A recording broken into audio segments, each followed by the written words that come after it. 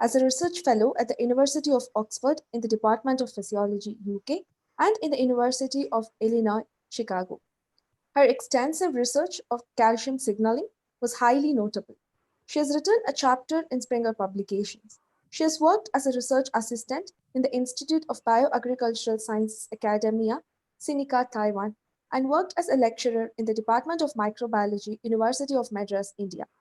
Her research articles have been published in top-ranked international journals such as the Journal of Neuroscience, Journal of Biological Chemistry, and Cell Calcium. The educational exposure from three different continents led her to teaching psychology and related topics. Currently, she is supporting nonprofit organizations that focus on secondary communication languages. Ma'am, I request you to present the talk on the rhythm of career success. Thank you, Aishwarya. Yes, yes. Yeah, you're audible. Okay, go ahead. Okay, I want to share this. Yeah. So good evening to you all. I'm delighted to be here today. And I wish to thank SRM team and especially Dr. Raja for inviting me as a speaker to this webinar. So today we are going to explore the topic, the rhythm of career success. So rhythm, it is a strong, regular and repeated pattern that brings harmony in our life. Exactly the same kind of pattern we need to follow in order to get success in our career. So we are going to explore that topic today. Let me start with some true story.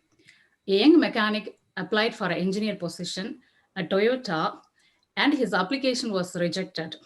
After a long period of unemployment, he started a small company and manufactured auto parts and became a supplier for Toyota.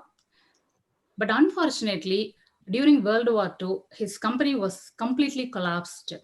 So just guess, what about his fate? And we will see one more true story.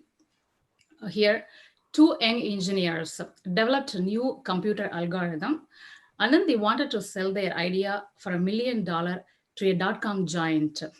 But that company rejected that novel idea. So guess what happened to their idea? So in both cases, who are they and what happened to them? We will see at the end of this presentation. Now we focus on our topic. So what is the one thing that flashes through your mind when I say a successful career? Could be anything that is listed here or other things. Most of the people, this is the word cloud, most of the people think or relate success to college and skills, knowledge, and the choice of the right career. And few of them correlate success to thinking, training, and other so many things what you are looking at here. But majority of people think college as the platform for career success. That is true only. But I have a question for you. Do you think only the toppers in your college or university succeed in their career? Just think about that. Not necessarily, right? Then who is achieving success in career? And what are the common thoughts about success? So the first one, we need to sacrifice everything else in life in order to taste success. And the second one, we need to jeopardize several of our moral values to get a good job.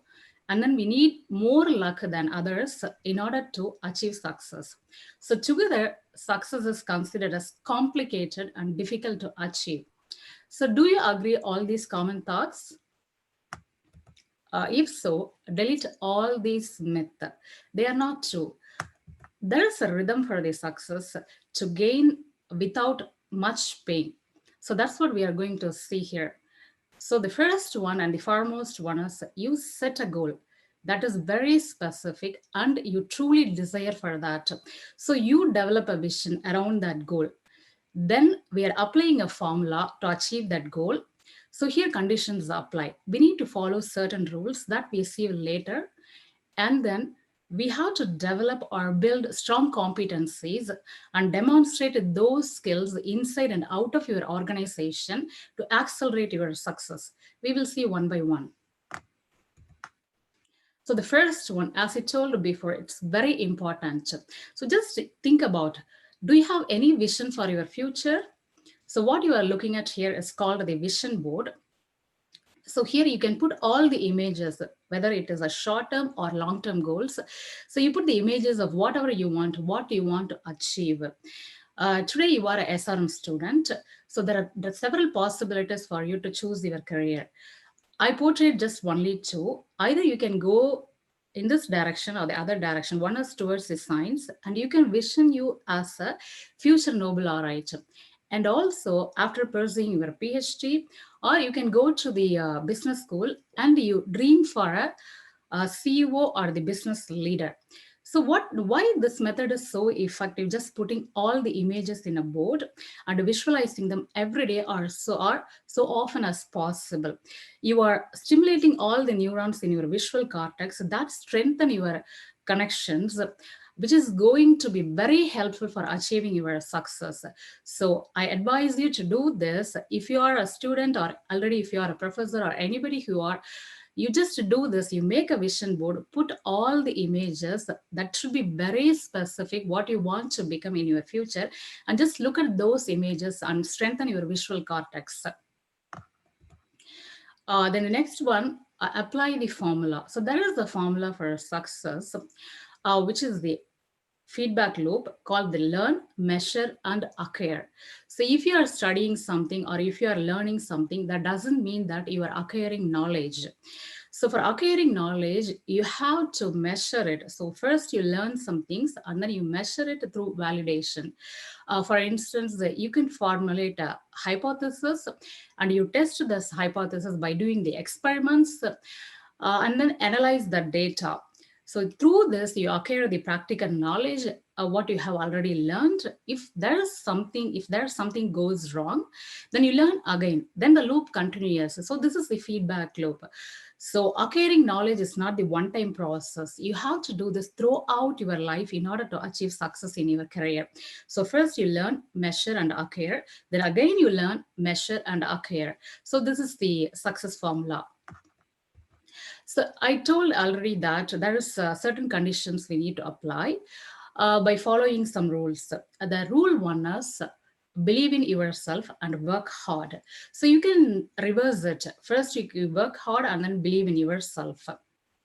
So what is the strength of believe in yourself? So in psychology, it is called Galatia effect. You can say this as simple like, I know that I can do it. This is what exactly Galatia effect. So what is happening if you believe in yourself? So this has a very, very deeper effect on your brain. Give the strength to proceed forward. So here we see the four components of the Galatia effect. First one is the belief. So for instance, I can say that you are going to attend a job interview. So you are preparing very well. You are working so hard, smartly, and you are ready for the interview and think you are the best applicant over there. So you had a strong belief about your potential. Then you expect self expectations. So your expectation is you will get the job, I'm going to get the job. So that will influence your behavior during the interview time. So you will be very confident and you answer the questions very well. So that again influence the results, that is the outcome. So you get a job. So your expectation, your self expectation before the interview and the outcome after the interview, they will be matched together because of your strong belief. This is what called Galatia effect in psychology. So this we have to imply in each and every aspect of our life. Next one is the hard work. Hard work is a smart work. You have to work smartly. That means it is a strategic hard work. You have to plan based on the time management and the priorities.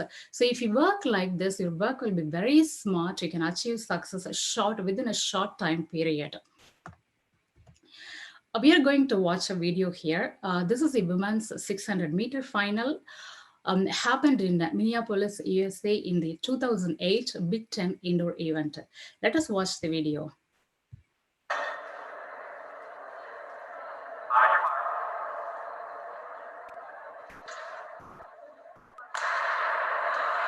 The 600-meter underway. Heather Dillon in Minnesota finished second this event a year ago. She was in lane 4. And Dornan is probably going to be your favorite. She actually won the NCAA championships in 2006 in the 800. but she's only won one Big Ten championship in the 2 years.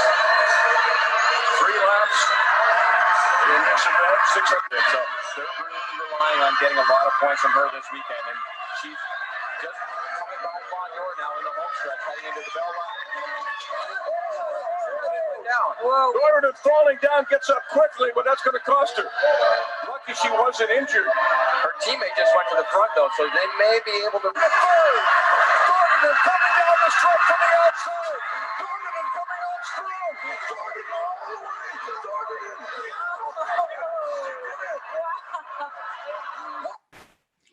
way. So what is the psychological aspect here, psychological perspective here? This athlete is called Heather. So we saw that she fell down on the track, but he managed to come first in the running race, right? So what is behind this? First, she had a belief that she can do it well. So she can run so fast, and her expectation is that she is going to win the race. But even though she fell down, despite of challenges, she won the race, right? She got the medal. So the reason is she had this strong belief. That's why her expectations are matched with the outcome. So this is what exactly called the Galatea effect. It is applicable for the negative belief also. If you think about you negative, and if you are a low esteem one, then what will happen? Because of the stress and because of the anxiety and depression, you are unknowingly inviting the failure towards you. So always trust you, and you can do that. This is very, very important to achieve the success in your career and also in your personal life. So this is the graph showing the both aspects, believe in yourself and hard work. So this is the lower end and this is the higher end. So if you believe in yourself, but you are not doing hard work, you are a daydreamer, right? And then if you are doing so much of work, even if it is a smart work, but if you are not believing yourself, you will be always in a doubtful position. You can never achieve the target. But if you combine your hard work smartly and also you believe in yourself, you will be the achiever. Then rule number 2. This is determination and perseverance. So this determination is very, very important. That only leads to motivation. And this is explained psychologically by using the self-determination theory. So we see the 3 psychological needs here in this theory. The first one is autonomy, the next one is the competence, and the third one is the relatedness. So what is autonomy? This is nothing. It is your ability to function independently without the influence of others. And competence, this is the skill. Whatever you do, you become a master in that. That's what called the competence. And also you have to know cope up with your environment really very well. And the third one is the relatedness. It is nothing but this is the sense of belonging and also the sense of attachment to others. So when you fulfill all these 3 psychological needs, you will become master in all these skills. And also you can create the effective mental models, and you learn you definitely learn in a team. You cooperate with the people and you'll be successful in the team learning. And the next one is perseverance. This is, we all know this, right? Perseverance is the continuous effort without failure to achieve something, despite of any challenges you face in your life. So this is simply, we can say that never give up. Keep on trying for something. So here, if you show the quality of perseverance, but if you don't have the determination, then you will miss to hit your goal, right? And then if your determination is high, at the same time, if you're not putting enough effort, you'll be always in the unstable position. It's very hard for you to achieve the success. If you are determined, if you have the willpower, and also if you keep on trying for your goal, then you'll become the achiever. And the third rule is evaluate your strength and weaknesses. So first you try to acknowledge your strength and admit your weakness, then only we can improve ourselves. Here we are looking at 8 different type of intelligence. We all have this intelligence to some extent, but depending on the area of your choice, you have to really develop this skill. For example, if you want to become the engineer, you have to have a skill in logical and mathematical intelligence. If your choice is marketing, then you need the interpersonal intelligence. So depending on your choice, you choose which kind of intelligence you need and improve your intelligence level. So if you know your strength and also your weakness, you will definitely become the achiever. But if you know only your strength but not the weakness, you'll be stagnant in your career. You cannot improve. And if you know only the weakness but not the strength, you will start hate yourself. So that's what self-hated people. Those people have really very low level of self-esteem. And then we are coming to the last one, that is called the competency. Competency is a skill we need to demonstrate in the working place. Especially today it is more important than previous times, because all the modern jobs are unstable, very unstable here. So the first one is the communication. We all know that for any kind of job this is very essential. And the next one is the innovation, and the third one is the leadership mindset. So we will see the first one. So communications seem to be very simple, right? But it is not. We need to require to we need this quality, and we have to learn this by improving our verbal and non-verbal communication. So the verbal includes spoken and written words. So spoken word, we all know that what is spoken word. So here I doesn't mean that you have to, this is not something like the proficiency. You can know even 4 words and you can talk fluently and efficiently if you know the non-verbal communication. So the nonverbal communication, that is your tone of voice and your vocal qualities and your body movements and the appearance. This is all determine what you are speaking. So if you are honest, how people, you are you sincere or honest, how people determine that depending on your nonverbal communication, because the first impression is formed through nonverbal communication only. So people usually underestimate the nonverbal communication, but you have to always look for your nonverbal cues, your own and also to others. Especially this is very important when you're going for the job interview. You look confident and you'll be honest, and your spoken words should match with your nonverbal communication. And then the listening. Listening is also the other component of a communication. To become very successful in the communication, you have to give importance to listening, because always people think that hearing and listening are the same thing, but it is not. Hearing, this is just the, it is not an active process. If you sit in one place and you can hear what all people are talking, but for listening, you have to train your brain. You have to receive all the messages from the speaker and then interpret those messages and trying to understand that messages. And also we need to block out the common barriers of listening. So what are the common barriers of listening? People use to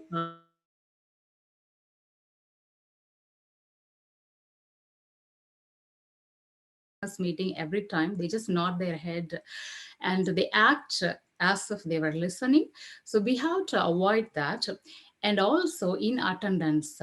So for the successful listening, we have to attend those informations and process in your brain and try to understand those information. But people, most of the time nowadays, people miss that. They don't attend to the speaker's messages and interpret, and then you have to give your feedback to get success in your career.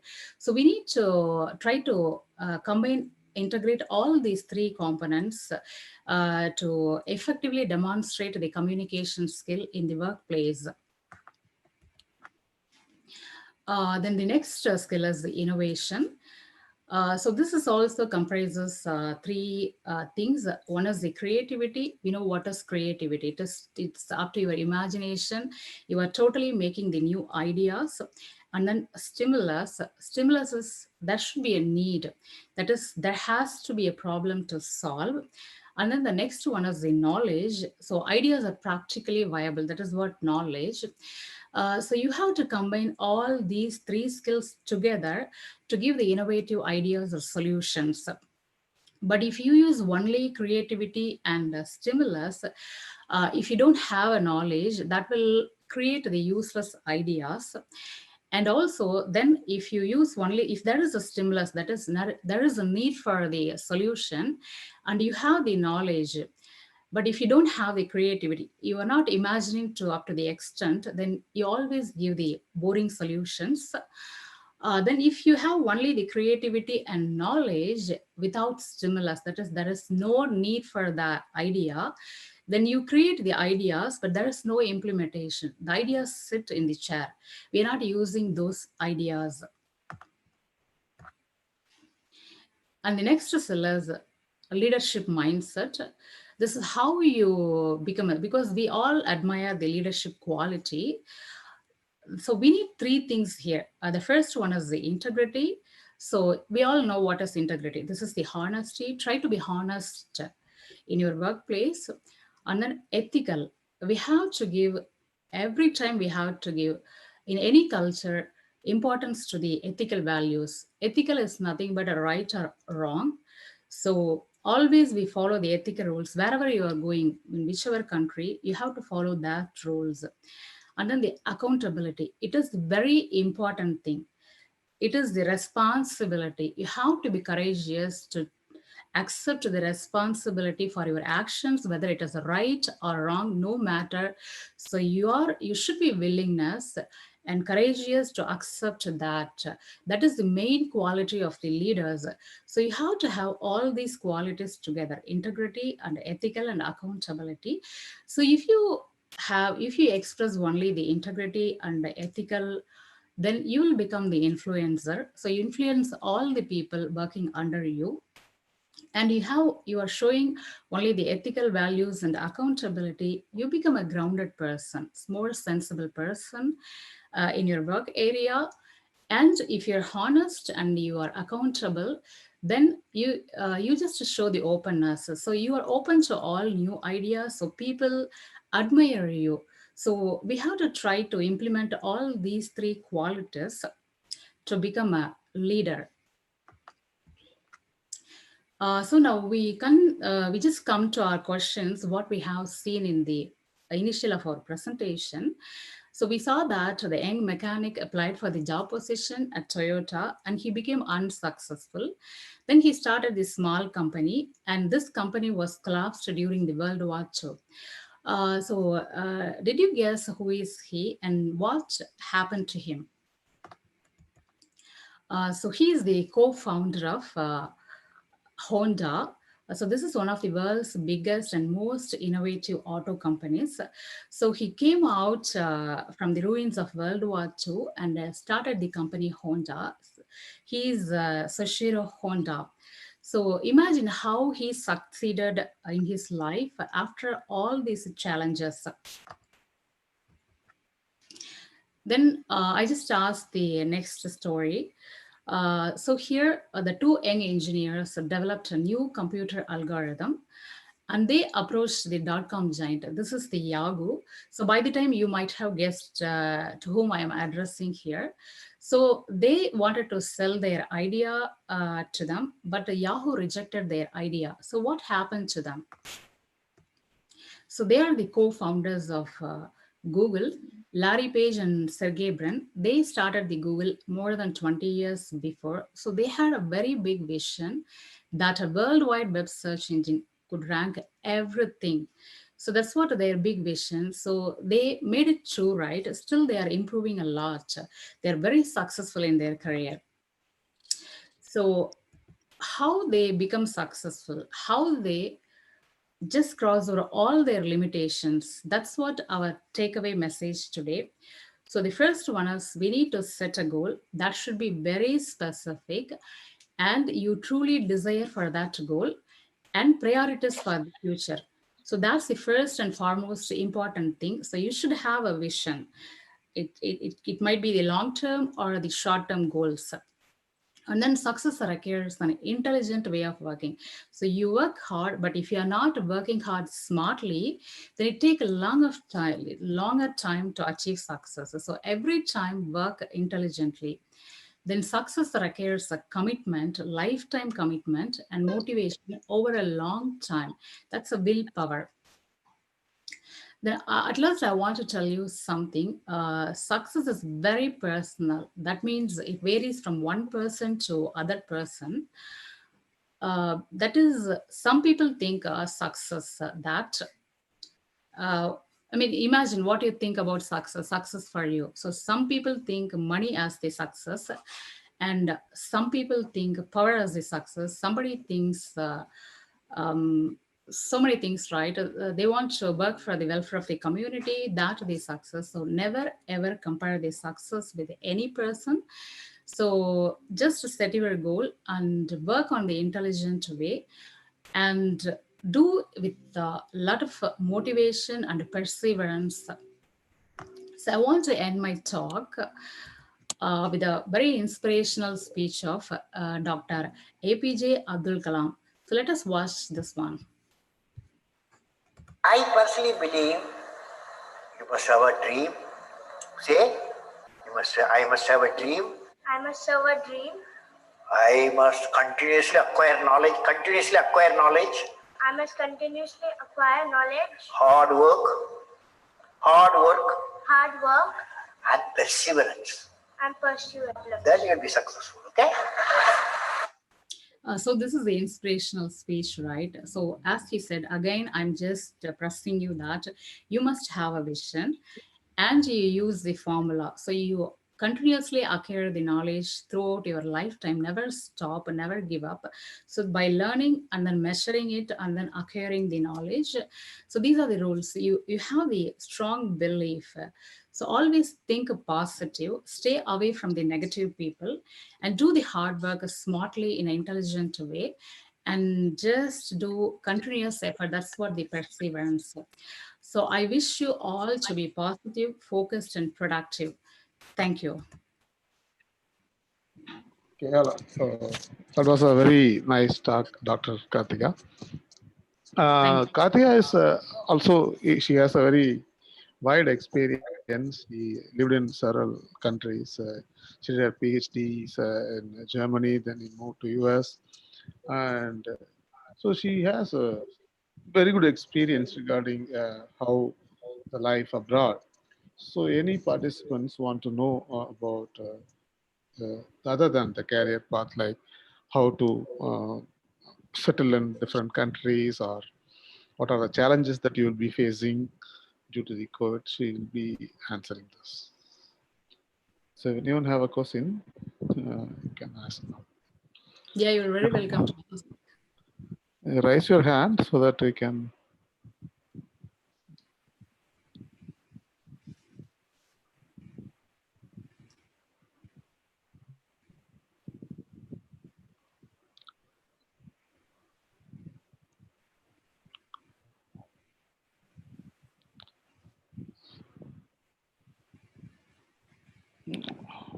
Okay.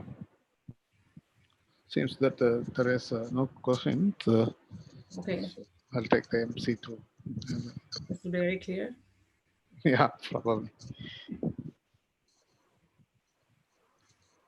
Thank you, ma'am. That was really an amazing session with quite a lot of motivational stories. Over to you.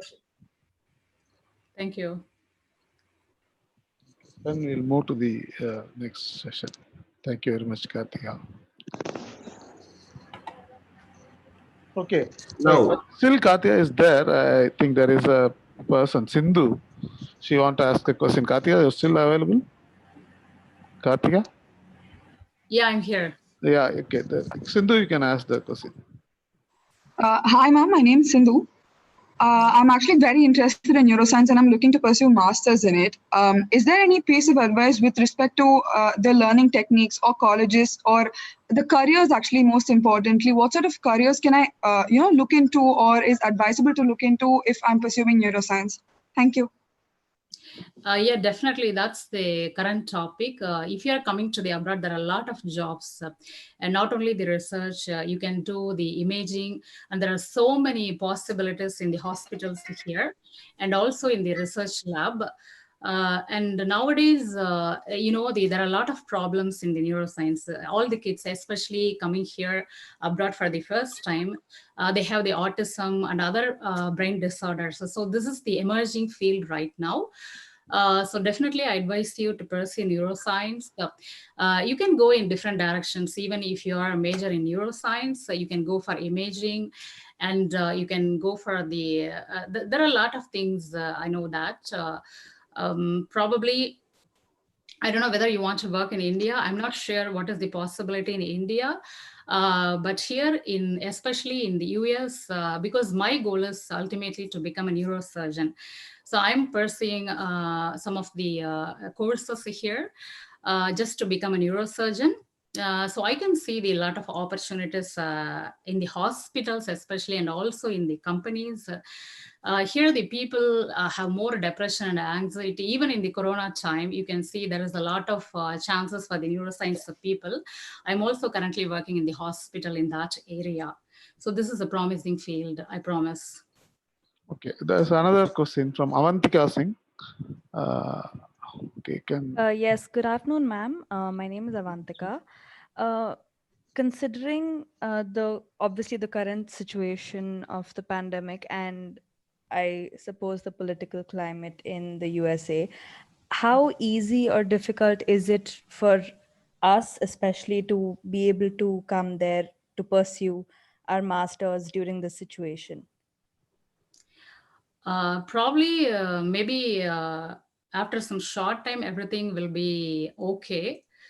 I think currently the situations are coming to normal. I'm also studying right now. I'm studying the courses. I already told I want to become a neurosurgeon. So even though I finished the PhD, I have to still taking some 4 or 5 classes here. So everything is normal. Everything is online right now. But I think maybe probably in 2 or 3 months, everything come to normal. That's what the feedback I get from our educators here, from the college and universities.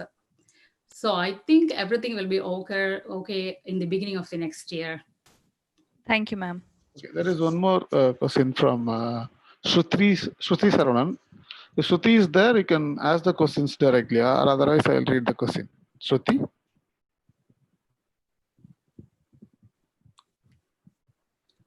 Shruti?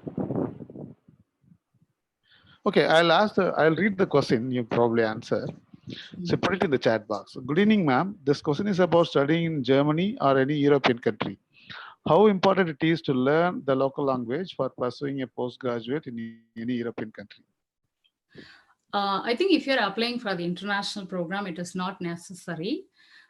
I think for social life, you need it, because I did my PhD in Germany. Honestly, I didn't know German. Maybe I know the few words for the social life, but I'm not fluent in German. You can go, especially at this time, probably everyone starts speaking English. It's not like before 10 or 20 years before. And now people started very fluent in English. So I don't think it is a problem if you don't know the German. But it is good for the social life. It will be good to learn the new language. Oh, she want to know probably like whether when you're applying for an university in European countries, whether there will be specific weightages given to the students who learn to know the language. There is no, I don't think so, because I studied in the international program. I'm not very familiar with the other programs. But each and every university teaching German, if you are interested, that is free, that I know. But I'm not sure about that, whether there is a specific requirement or the recommendation for knowing the language in other universities. But I'm sure it is not a mandatory.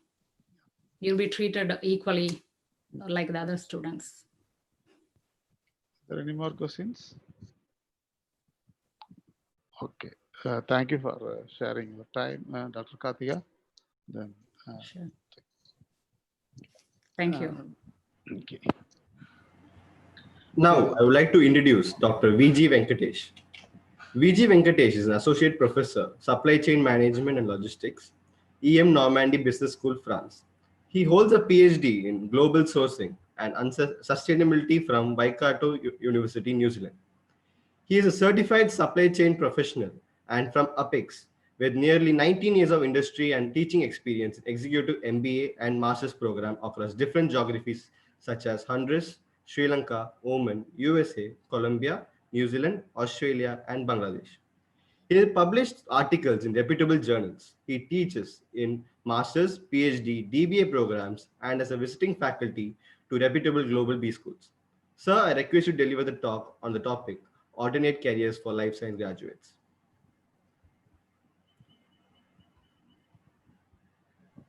Yeah.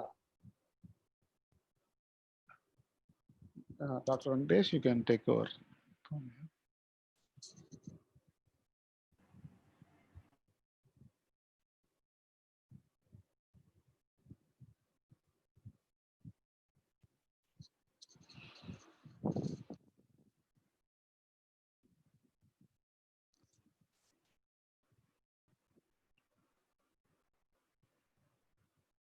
Hello, Dr. Venkatesh.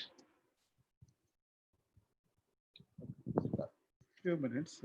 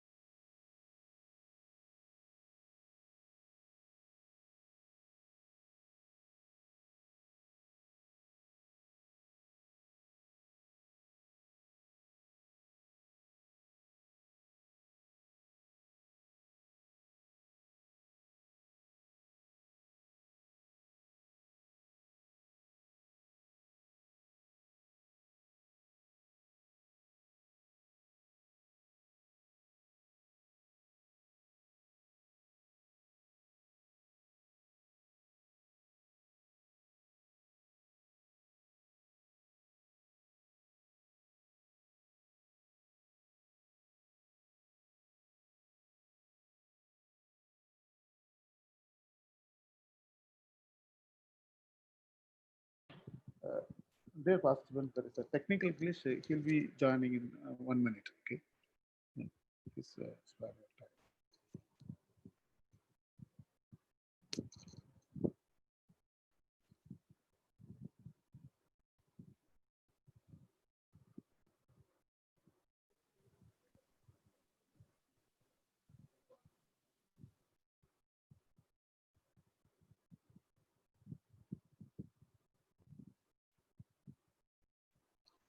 சொல்லுங்க.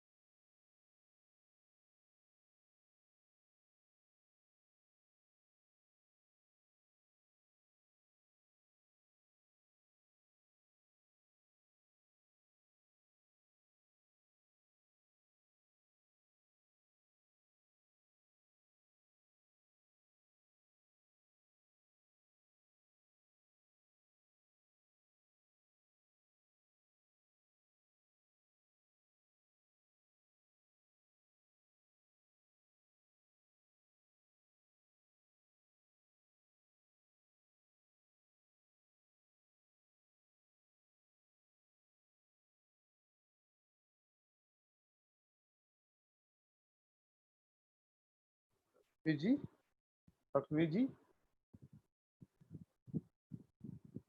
Dr. VG, are you able to hear me?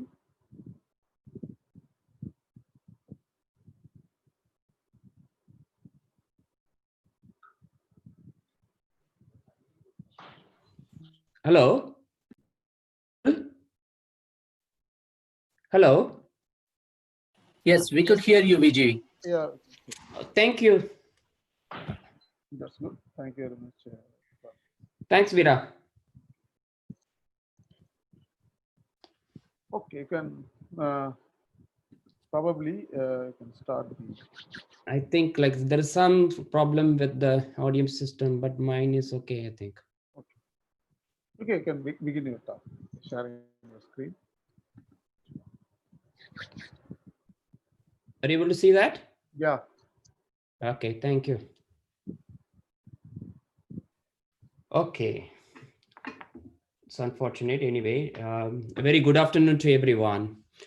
I think I'm eligible to talk in the conference because as a postgraduate in biotechnology and life sciences, I turned my career into supply chain at the later stage. So I'm a right person to talk in the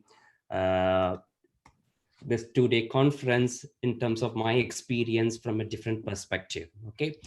I have like 3 agenda in front of me right now. 1 minute. I'm just like closing it. Give me a minute. Yeah. Okay, I have 3 main points to talk about. Like, how do we see the COVID situation right now? Everybody is really panic. They don't know what to do and how the countries will behave. What would be our future? So there is lots of like uncertainty in our future right now. Okay. The second topic I wanted to touch from my perspective, how should we prepare for the alternate paths other than laboratory career? Everybody means all of you are having biotech background and everybody is looking at like the laboratory as their home, but many of them wanted to shift from lab to like a normal career, like seeing others or seeing their colleagues. They wanted to shift from the laboratory environment to the actual market or actual earning career kind of thing. Okay, so finally I have some observations from like whether you need to make a job or like whether you need to make like higher studies. If at all job, like what kind of jobs you should take it, or like if at all like higher studies, what kind of studies you should make it.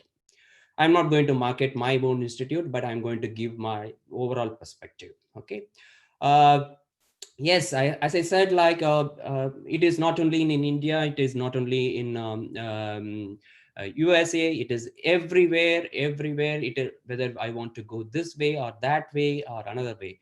Not only for the students, it is for the corporate also. So we have to have a diligent approach how we should, come up with the right strategy to tackle this particular issue. Okay. Okay. Now, I'm going to like give a quick backgrounds about like what exactly the current economy level, and I'm going to make it very simple to you guys. Um, this COVID situation is completely different from earlier recessions what world economy faced. Okay. 2018 and 19 and sorry 2008 to 10 we faced a lots of like recession, but India was really not affected that time. But this one, 2019 COVID issue was really like a pathetic, and we are facing lots of issues in terms of economics. Though, like Kartika said, like the situations are getting normal, but situations will be very, very like bleak in terms of economy. I would say that like it will take another minimum 2 to 3 years, and also we don't have current clue like what would be the like recovery pattern. Earlier recovery patterns used to have like a V shape, that means quick like recovery, then U shaped, it has got some recession, means 2 years, 3 years, then we come out of the recession. Or like L shaped, also some recessions like earlier recessions in 40s and all, like it was like L shaped, it was there for 10 years, then we came up like the recession, the recovery path set up. But this COVID, we really don't know how long it will exist and how long we will have to fight it. We really don't know about it. Even though like every day there is a news about the COVID vaccines and everything, we really don't know like when it is going to be released, how far it is going to reach to the like deep pockets of the world kind of thing. Yeah, so we don't have a clue. So if anyone says that like economy is going to recover in another 5 years or 6 years, that is their hunch, not any calculated what do you say, like a calculated information. Okay, but I would say that from my experience, the international trade impact, it was very huge impact, I would say that. But the only industry which has shown like enormous profit, I have huge profit, is the shipping industry. Because if you see that like we stopped the like a transatlantic flight movements in between like I think like a March to like July kind of thing, complete zero transatlantic movement flight movements. So there was no transport of the cargo or even like essentials from the countries actually. Okay, even it would stop the passenger movements, like in addition to the passengers movements. But only the shipping, world shipping has got into like the huge profits. I would say that 20 to 25%. If you see that world stock shipping companies like Maersk and other things got a huge profits out of the situations. So having seen that situation, we always means like as a supply chain enthusiast, we always said that demand is always there, but the supply is not there. That's the meaning, like the supply is not able to meet them because of the COVID situation, because of the factories closing down to the like are restricted to operate in a minimum conditions. So and there are like a few government interventions as well, like right where the countries like France and European Union, I mean other European Union nations had a strict like a lockdown in terms of closing down their factories during the COVID situations. We had to like modify the capacity, we had to reduce the workforce. But on the other hand, we had like we have not played with like some of the factors that would, I would say that like I will put it in a 5 characters called cost, quality, delivery, flexibility, and service. These are the 5 factors. They were never compromised. That means that the suppliers always wanted to, or like the customers always wanted to best avail the products at the right cost or the cheapest cost kind of thing, best quality, and they wanted the delivery on time, even though the COVID situation is like restricting them to do that. And everywhere like it is like that, like even the global supply chain was working to avail the products on time. And they were pushing like they were trying to find out like how can we get the goods like by hook or crook or magic or like any chartered flights or like by shipping. So we need to like make the goods available on time kind of thing. So that's a kind of like demand that has been put onto the products right now. Okay, so with that background, like I have seen that like India is eyeing for an opportunity to take over Chinese like a manufacturing, but it will not happen soon. Okay, it will not happen soon. What I mean to say is there is already a talk in India talking about like negating Chinese products, or India wants to become the like self capability kind of thing, or like self-sufficient kind of thing. It will not become like that that level, or it will not reach that level within overnight. um, Even why I'm saying this, like most of the economies are highly reliant on China. Okay, even if you go to any African countries, Chinese investments are around like $6 trillion. Like every pocket, deep pocket of Africa, you never imagined, not on the other continent. Even in Africa, the Chinese investments are heavy. So every country has like has made to like to depend on like China in a heavy way. Okay, so that's the kind of like a dependency we have created for China. And China like is not going to like what do you say, like release like their vaccines, whatever may be, whatever the products, easily to the rest of the world.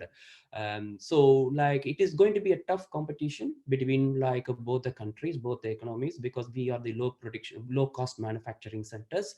But like I personally feel that India has to go a long way. Okay. Then what happens, like India will become a localized hub of manufacturing of any products, like whatever, maybe you say garments, or you see like vaccines or something like that, but like we will have our own restricted capacity. Okay.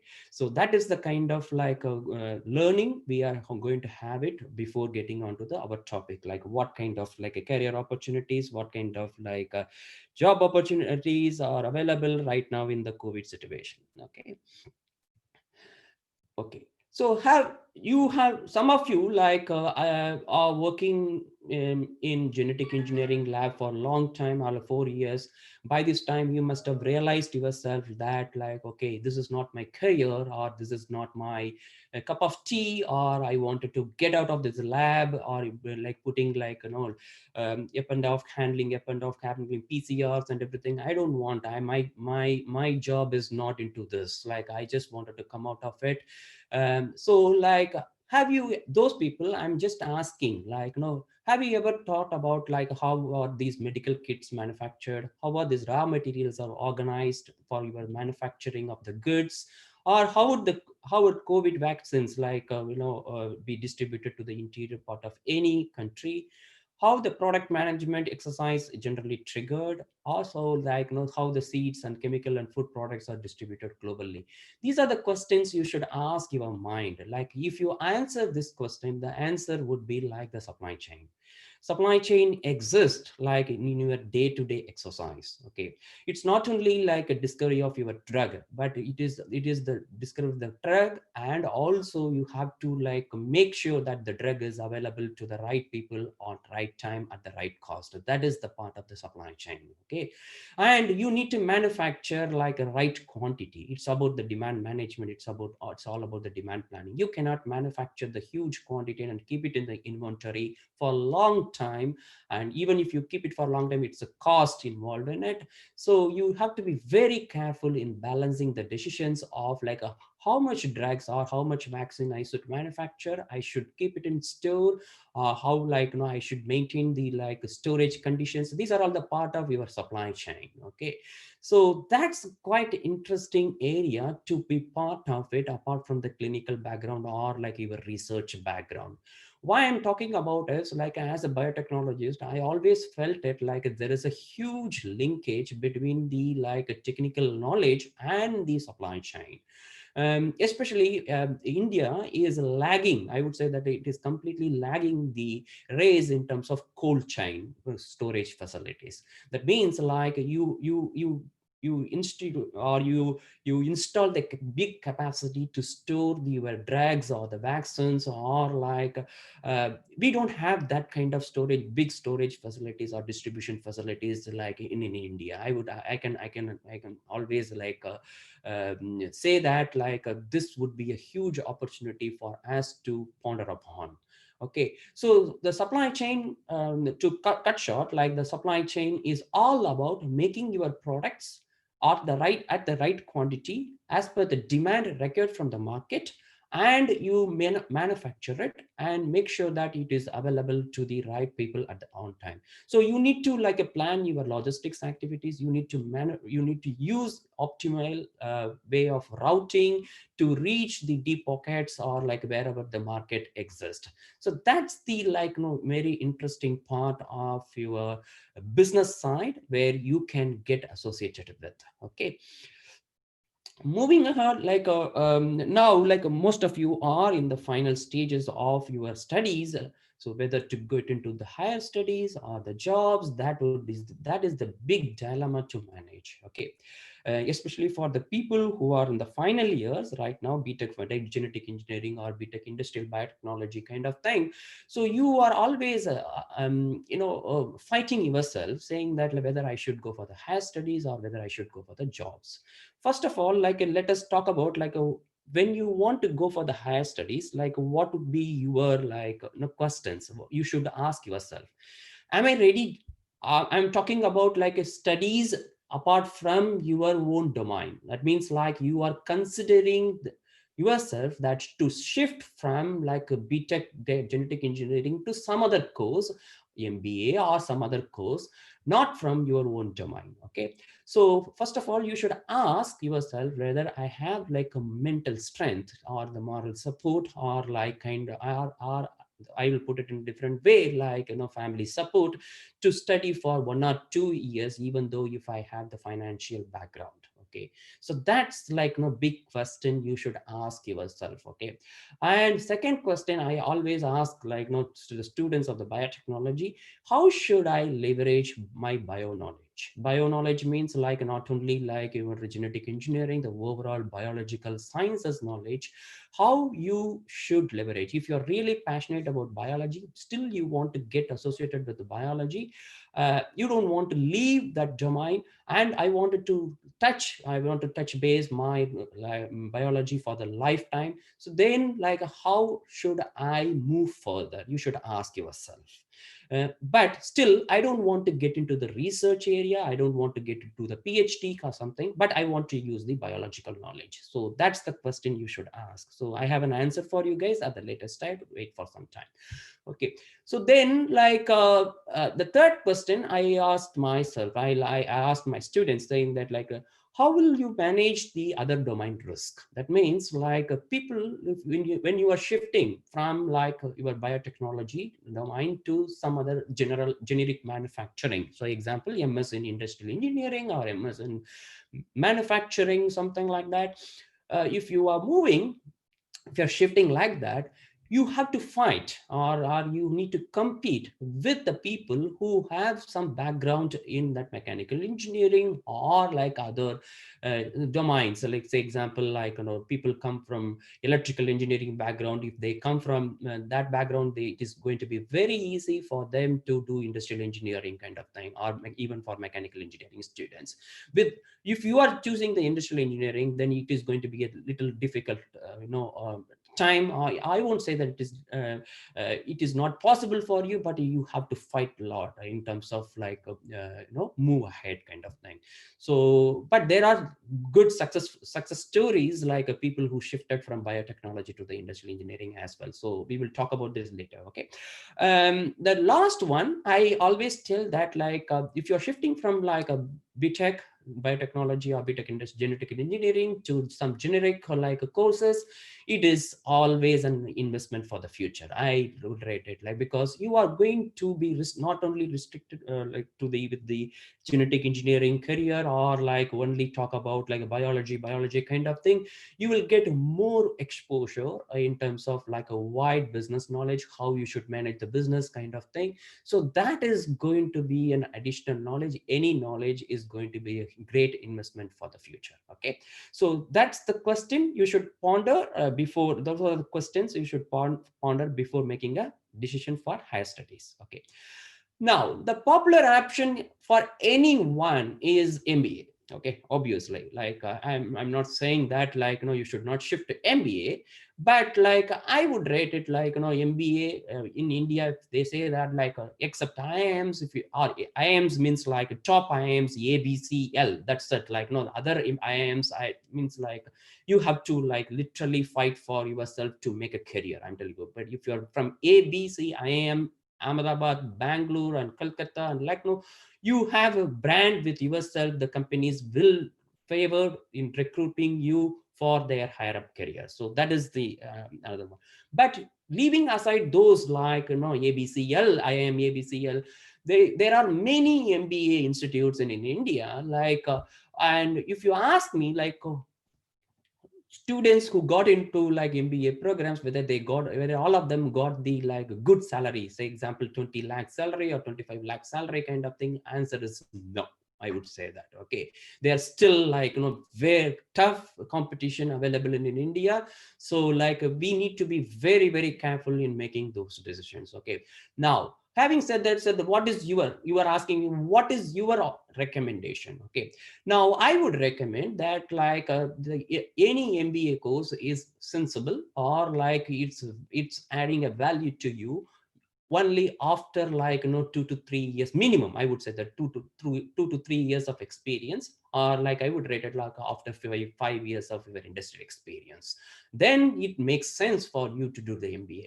It's like no, it's a kind of like a peer pressure or the market pressure kind of thing.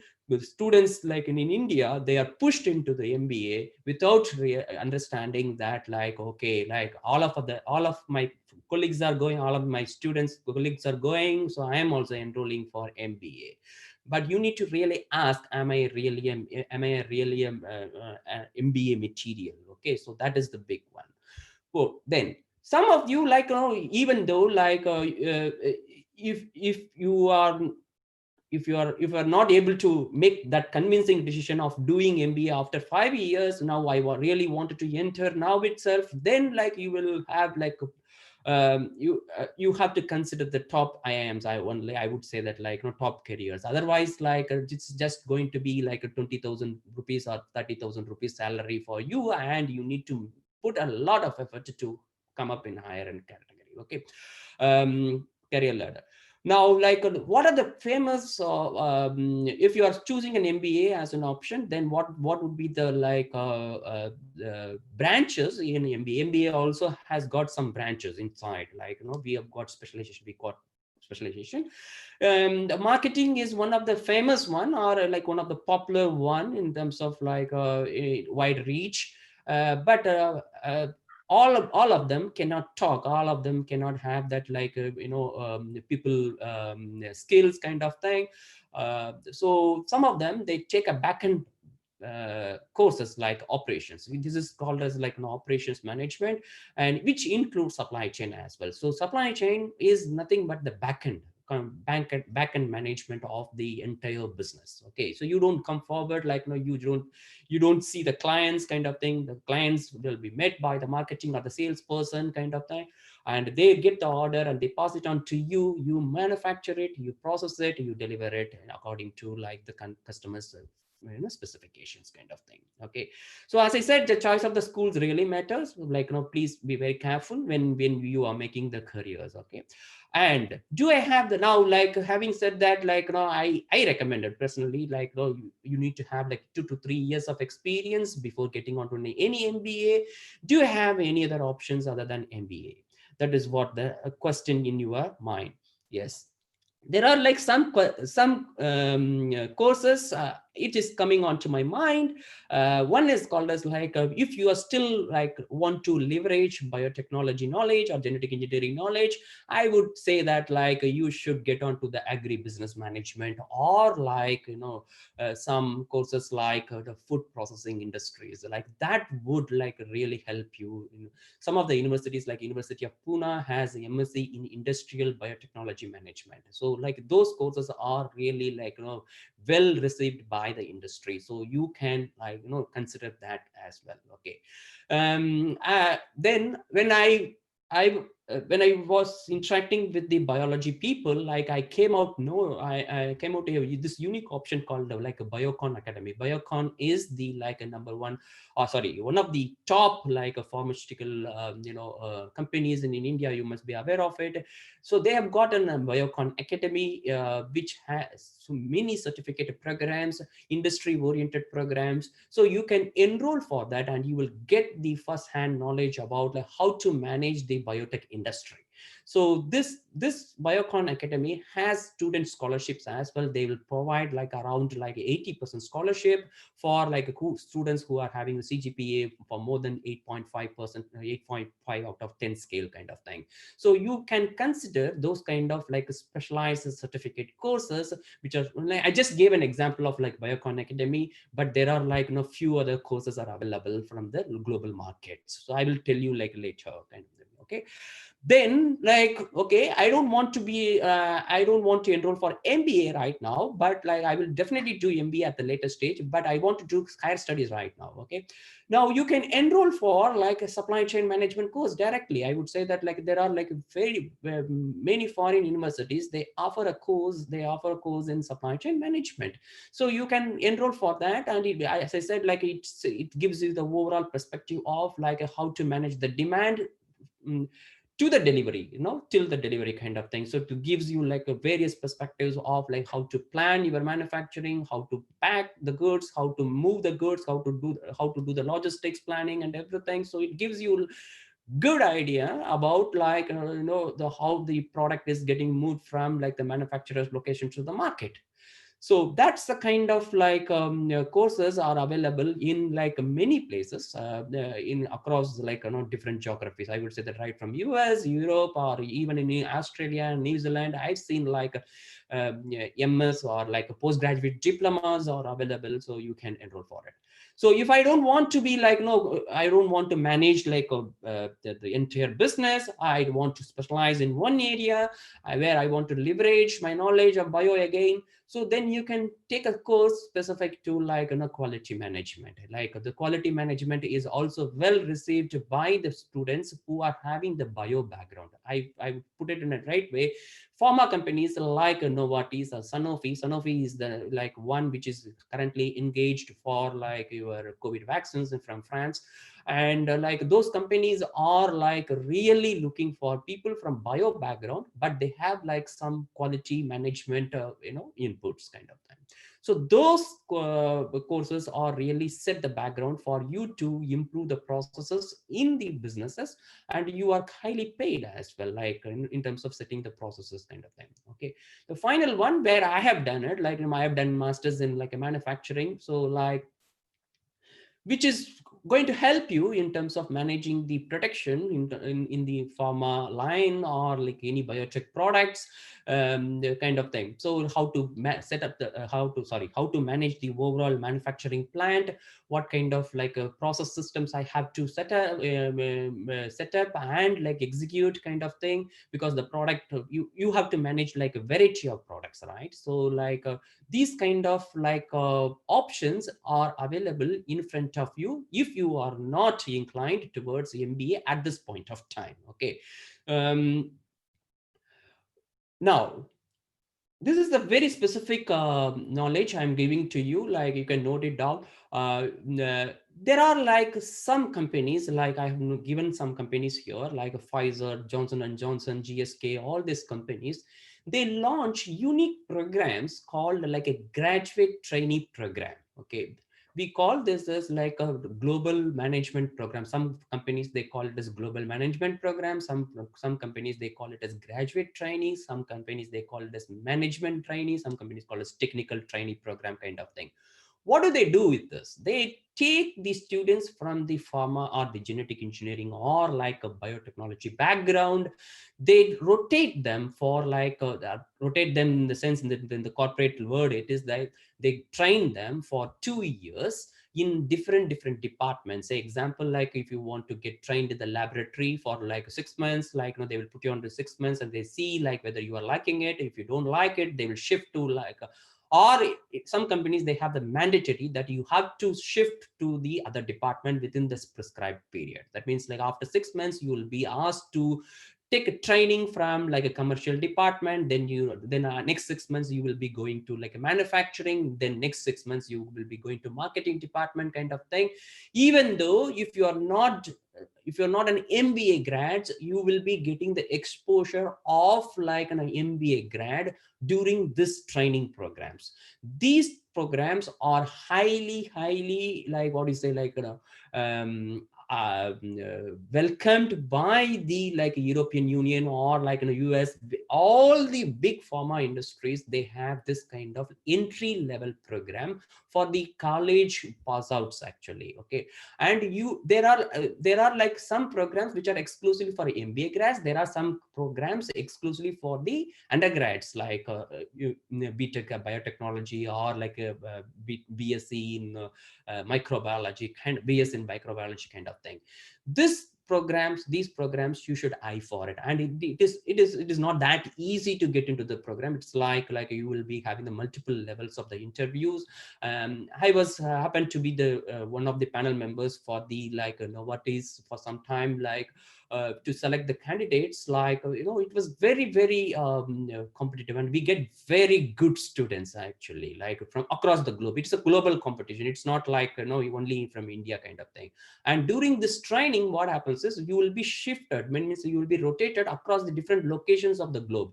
Some one 6 months you will be in Europe, 1 6 months in US, 1 6 month in Australia, or 1 6 months in China kind of thing. So 2 years you will be having the rotation. Then after 2 years, what happens is the company will take the presentation from you, which department you would like to associate with for a long time kind of thing. So then they will associate you, they will put you onto the department as an assistant manager or deputy manager kind of thing, or deputy head kind of thing. So that from there onwards you can grow. And the best part is if you feel that you don't have an MBA, that the company itself will sponsor for an MBA after 5 years, or once you finish the 5th year kind of thing. So that's the beauty of this program. Okay, so those kind of programs you should eye for it. So you can, so now the question will come, where can I get the information? So you should keep the your eye on those websites, the LinkedIn, on the other social media. You can really keep out or watch out for those kind of informations. Okay, now my specific advice, the last slide, my specific advice is yesterday, the Anu and Anguraj, both of them were talking about strategy. They've used very often they use the word called strategy. Okay, to my concept, to me, as a person who has gone long innings of a corporate background, we set strategy based on operations. Once you have the ground level concepts clear, then only you will set the strategy. Simple, right? Now if you know which are the colleges available in front of you, or which are the options available for you for higher studies, then only you put the strategy for okay, European Union, these are the strategy, or US based colleges, these are the strategies kind of thing, right? So once you are very clear about the ground level concepts, then only you can become a good strategist. So better be grounded on the basic concepts. So I always advise this. Okay, now so I'm taking the liberty to talk the second point, because now there is a buzzword in everywhere, data sciences and everything. Okay, so I welcome that, the transformation which is happening because of the artificial intelligence, machine learning and everything. But I would advise is, do not get carried away by the data analytics stream, but the operational insights are the important, very important. That means if you give a garbage in, garbage out, that means if you put a wrong data inside, you will get the wrong output, right? So you have to be very careful in understanding from the business perspective, or the operational perspective. Okay, so the data analytics stream is just a tool, but you need to understand what kind of data you are putting in, what kind of output I am getting it, how am I going to interpret it. That is the missing link, I would say, that from the many of the managerial candidates. Okay, so I personally feel it. If you want to become a data analytics person, you need to be also good in business concepts. Okay, then only there is a meaning for you to decode those data very well. Okay, now another third important point in the interdisciplinary roles are really challenging. Okay, so where you need to fight a lot with the other colleagues who come from the same stream, and also you need to prove your caliber, or you prove your knowledge in front of them. So you need to really work hard. I believe one of my friends who shifted from geospatial knowledge towards the shifted to the drug management industry. So he had to literally fight to prove himself in the Norway He's working in a big company called MSD in Norway. So he says that like I had to do a separate research or separate course altogether, like another master's in terms of drug development, drug delivery, and everything. So that's a kind of like a challenge you may face. It's a better be prepared for it. If you want to shift like one domain to the another domain, it is not that easy going to be. But if you're really passionate, definitely like worth to make it, and like you will be a preferred candidate. On the other side, you will be the preferred candidate for the business side. Okay, you must be knowing that like current chairman of Novartis is an Indian, Mr. Vasu Narasimhan. He is an Indian and he doesn't have an MBA. He is a PhD from Harvard. That's it. Like no, he's a clinical scientist from Harvard. So you need to understand that like uh, uh, having the background of biological sciences coupled with the management managerial thinking, definitely you'll be able to capture that career ladder very soon. Okay. um, and my take on the current environment is don't be panic. There are like recruitments are still on, like the global companies are like recruiting. Look for GSK, AstraZeneca, Monsanto, and J&J, Johnson and Johnson, and Novartis. They are still recruiting in like bulk actually. Okay, it's not that like the COVID situation they are not recruiting, they have stopped the recruiting. Maybe the number has come down, but like still they are recruiting it. Okay. And being in India, you are having a good advantage, like those people who don't have the like this, their situation is not allowing them to shift from like India.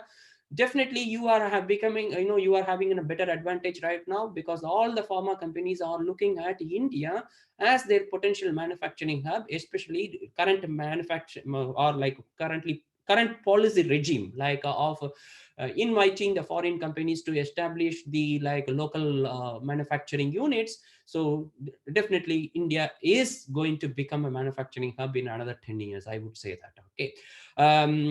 Another last point like I would from my side is like if you happen to like choose like the career other than like a bio, then if you don't want to MBA, or if you don't want to do any specific courses to spend for 6 years, or sorry 6 months, or like 1 year or 2 years kind of thing, or I don't want to do in MS in industrial engineering or something like that, then you can do some international certifications which are really helpful to prove yourself that like you have the knowledge other than like a biology kind of thing.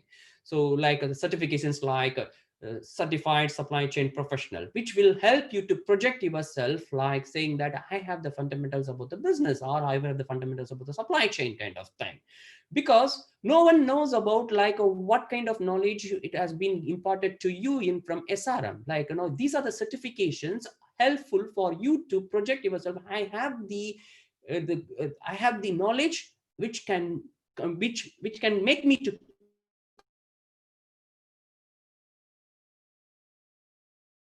compete in the international environment. So certifications you can avail it from Coursera or like edX or like any other Udemy kind of thing. So that will help you to set your goal in the like coming years. Okay. More avenues for the bio students is like you can take up a course or you can look out for a career called like business analysis. It is a big buzzword in the industry right now. So for that you need to really like read the economic times or the daily business news. You need to get acquainted with the what is happening in the global trade. So that is the but you are from the bio background, so definitely like it is going to help you to understand the pharma industry or the agriculture value chain or other industries as well, like drug industries kind of thing. Okay. Then like there are some people who went into the technical writing who are really good in expressing themselves in terms of like their English knowledge. So like they went out to the technical writing. There are some fellows I have seen it, they have went on to the product management, like you were simply like giving the sales inputs or like a pre-sales input, installation input, or training inputs to the like the big machinery companies or like even equipment bio equipment manufacturing companies kind of thing. Okay. And some of you are really good in like IT, some of you are really good in like, but you may not be liking your genetic engineering or bioinformatics science right now. You want to come out of that. You can become the functional consultants of the like big companies like Deloitte or like a KPMG kind of thing, where your bio background would really help you. Because what I'm saying is many of the pharma companies, they have got a systems called SAP or Oracle or other systems, which will make you like, become a functional consultant, where you can give them the like, domain knowledge to them, and you can eventually become the functional consultants. That is very, very, very highly, what do you say, like highly paid and also respectable job for you. Okay. Last but not the one, but I would say that like you can make a career in terms of packaging and the quality expert as well, like which is very well received in the foreign markets. In India, we have got an institute called Indian Institute of Packaging, which offers like a 2 years of program in different campuses that would help you to set up a new avenue in terms of packaging. The packaging is one industry which never goes waste. I mean, means which never goes undrained kind of thing, which it gives you wide opportunity on and on kind of thing, like your agriculture or clothing kind of thing, food industry kind of thing. So you have an opportunity to excel over there. Okay. So the packaging, and in India, like we don't like do like lots of research in terms of packaging innovations kind of thing. There is a huge avenue for it, so you can think about that like that as a new avenue for you. Okay. Last one is like, I prefer you to have like, there is a program called like a work integrated learning program, which from bits planning, which offers you like programs MTech in manufacturing, MTech in quality management, or like MTech in like a data analytics, even data analytics. But it will allow you to like continue the studies by being in the job itself. So like you can really like choose that program, but provided if you are in a decent job, or like enough, if you're able to meet up the or take out some time to continue your studies, and you should have the aspiration as well. That's it from my side. Like if you have any questions, I'm really willing to take up. And being a guy who came from biotechnology background but shifted to the new domain altogether, supply chain, I have lots of things to offer to you guys. Okay, so you can pose your questions. I'm ready to listen, or I'm ready to give back whatever I have to. Yeah, thank you. Thank you, Dr. Venkatesh. To set the tone, I would like to ask the first question, since Dr. Veeramuthu is also there in this meeting. Probably I'll put this question to both of you. In this highly, what you said, like exceeding amount of data that we are generating, is there anything called bad data? I would like Veera to answer. Could you repeat that? Yeah, in this nowadays we are, as you said in the yesterday, right? We are producing enormous amount of data. Yes. And Venkatesh said, is there anything like bad data?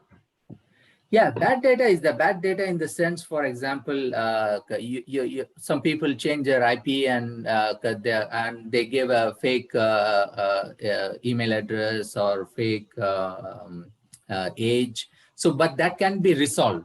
We as a data scientist will resolve those issues by fuzzy algorithm. For example, you can't give different information for many purposes. For example, for some crucial things, you have to give the correct data. So that can be resolved. It's part of our job to clean the data. So there is no, even though, because data will have noise, definitely. So that kind of things will be. I don't know. Dr. Venkatesh, can you remove the share screen so that? Yeah, 1 minute. Yeah, that. Okay, I have a few questions already posted in the chat box. I'll be asking one by one. This first one is from Ms. Suparna Saha. So, good evening, sir. How Masters in Management MIM course will help to establish the career for genetic engineering student?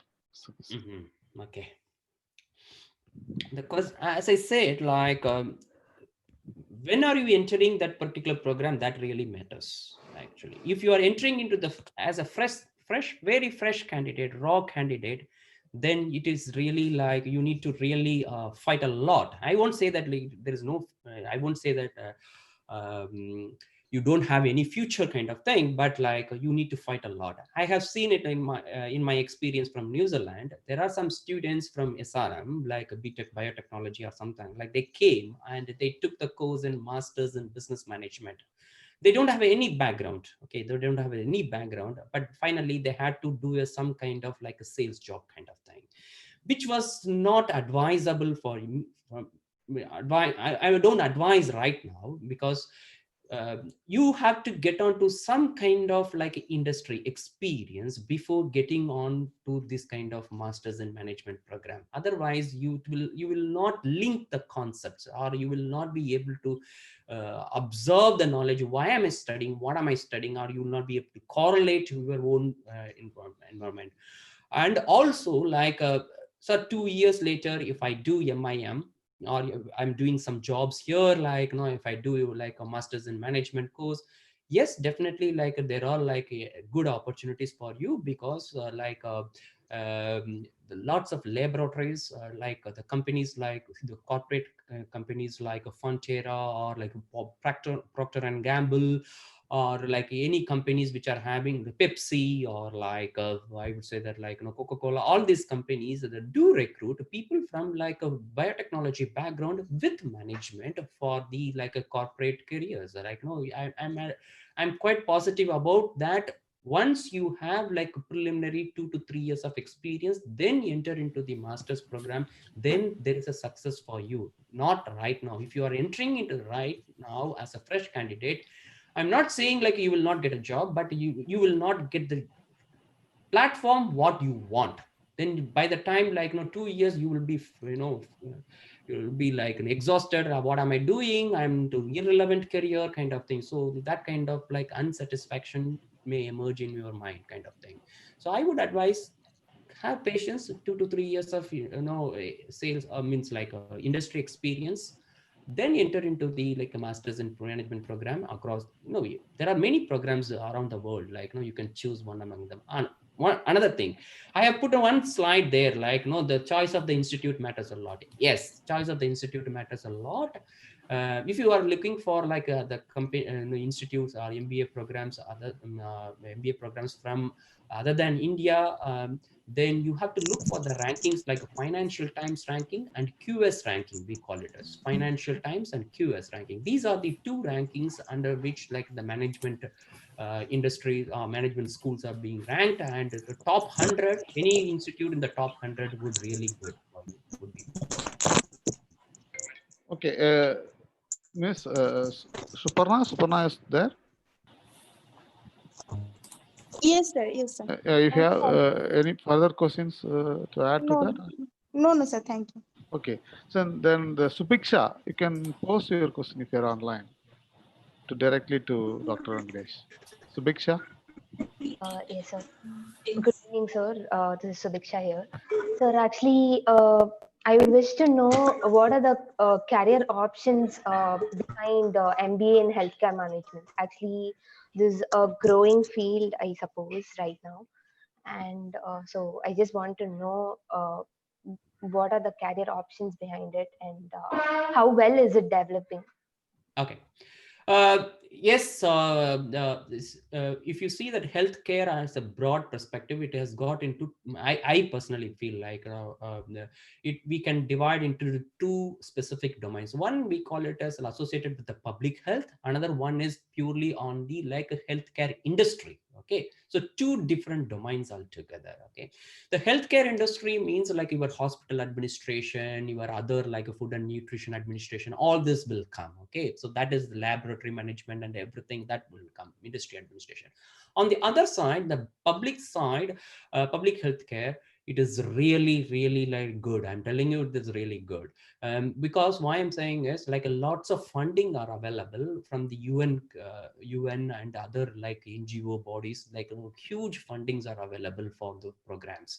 So you can you have to be very, if you are really passionate about the people, or if you want to serve for like people, if your mind is like that, then I would say that like you should take for like a masters in public administration, public health policy, or masters in public health care, something like MPH is there. Like in Cornell University there is a program called MPH.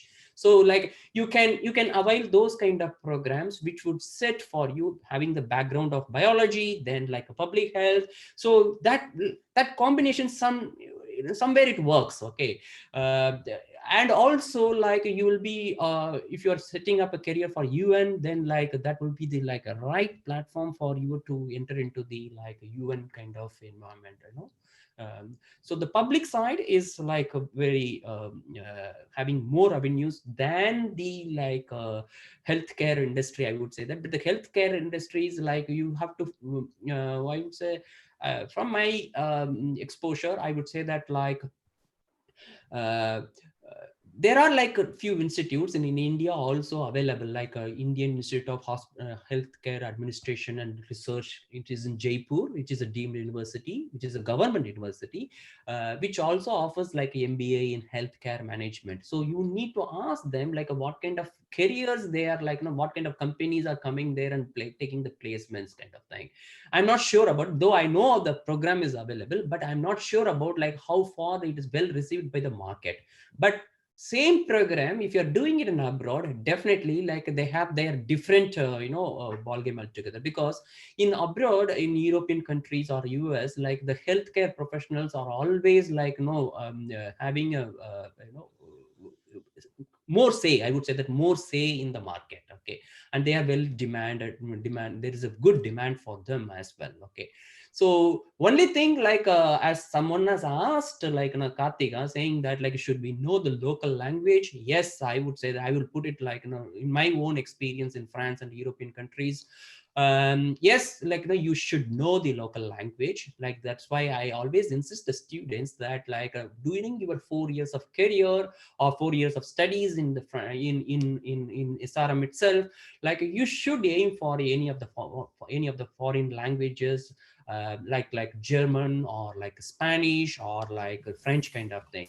If you ask me like we all came from like down south, like we can't even speak English at our time. Actually, during our time we can't even speak, our exposure was very less.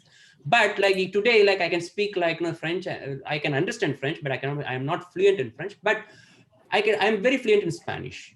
Okay, so like so you have to know the languages if you want to interact at the international community. I'm telling you, like I'm not getting into the like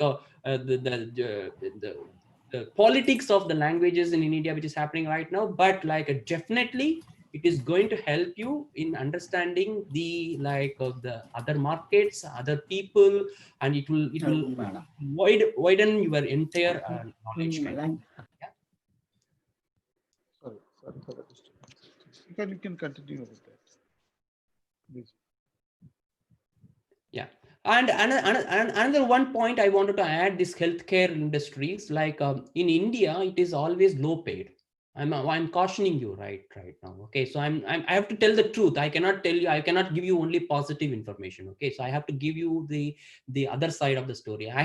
One of my cousins, like I think like she did like the course from like postgraduate diploma in healthcare, like something healthcare management, and from the reputable institutes, but she could not climb up the ladder. But because the importance has not been understood well understood by the like a corporate in how to employ them, how to use them kind of thing. So you have to be mentally prepared for it. Yeah. Then Dev Deepalan, if you are here, I can pose the question directly. Yes, sir. Good evening, sir. Sir, I wanted to know if anyone has a startup idea for a company, then Okay. how should they start working on it after their BTech? What should be their steps in implementing that idea? Fantastic. Awesome. Like probably like Anu and Angaraj must have given you the fundamental. I had to leave in between, but like from my own perspective, I can give that. Okay. Conceive your idea, stay on your dream, Okay, keep up your idea. Okay, don't disclose like to everyone left and right. Okay, that is very important in India. Okay, so if your idea is so unique, like they will be like taking it in multiple copies kind of thing. So stay on your ideas for some time, keep your developing your ideas, meet the right people. I would say the second step is meet the right people and sound them with your like innovation, whatever ideas you have it, a kind of thing. Get sharpened, get fine-tuned, further kind of thing.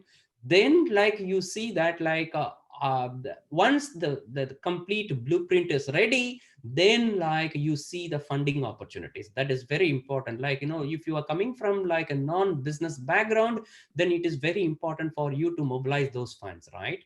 So like you need to understand the funding patterns from. That is why I told you like any BTech graduates, it is not necessary for you to stick on to your technical knowledge. Like it is not advisable. I would say that, I would put it in a right word, it is not advisable.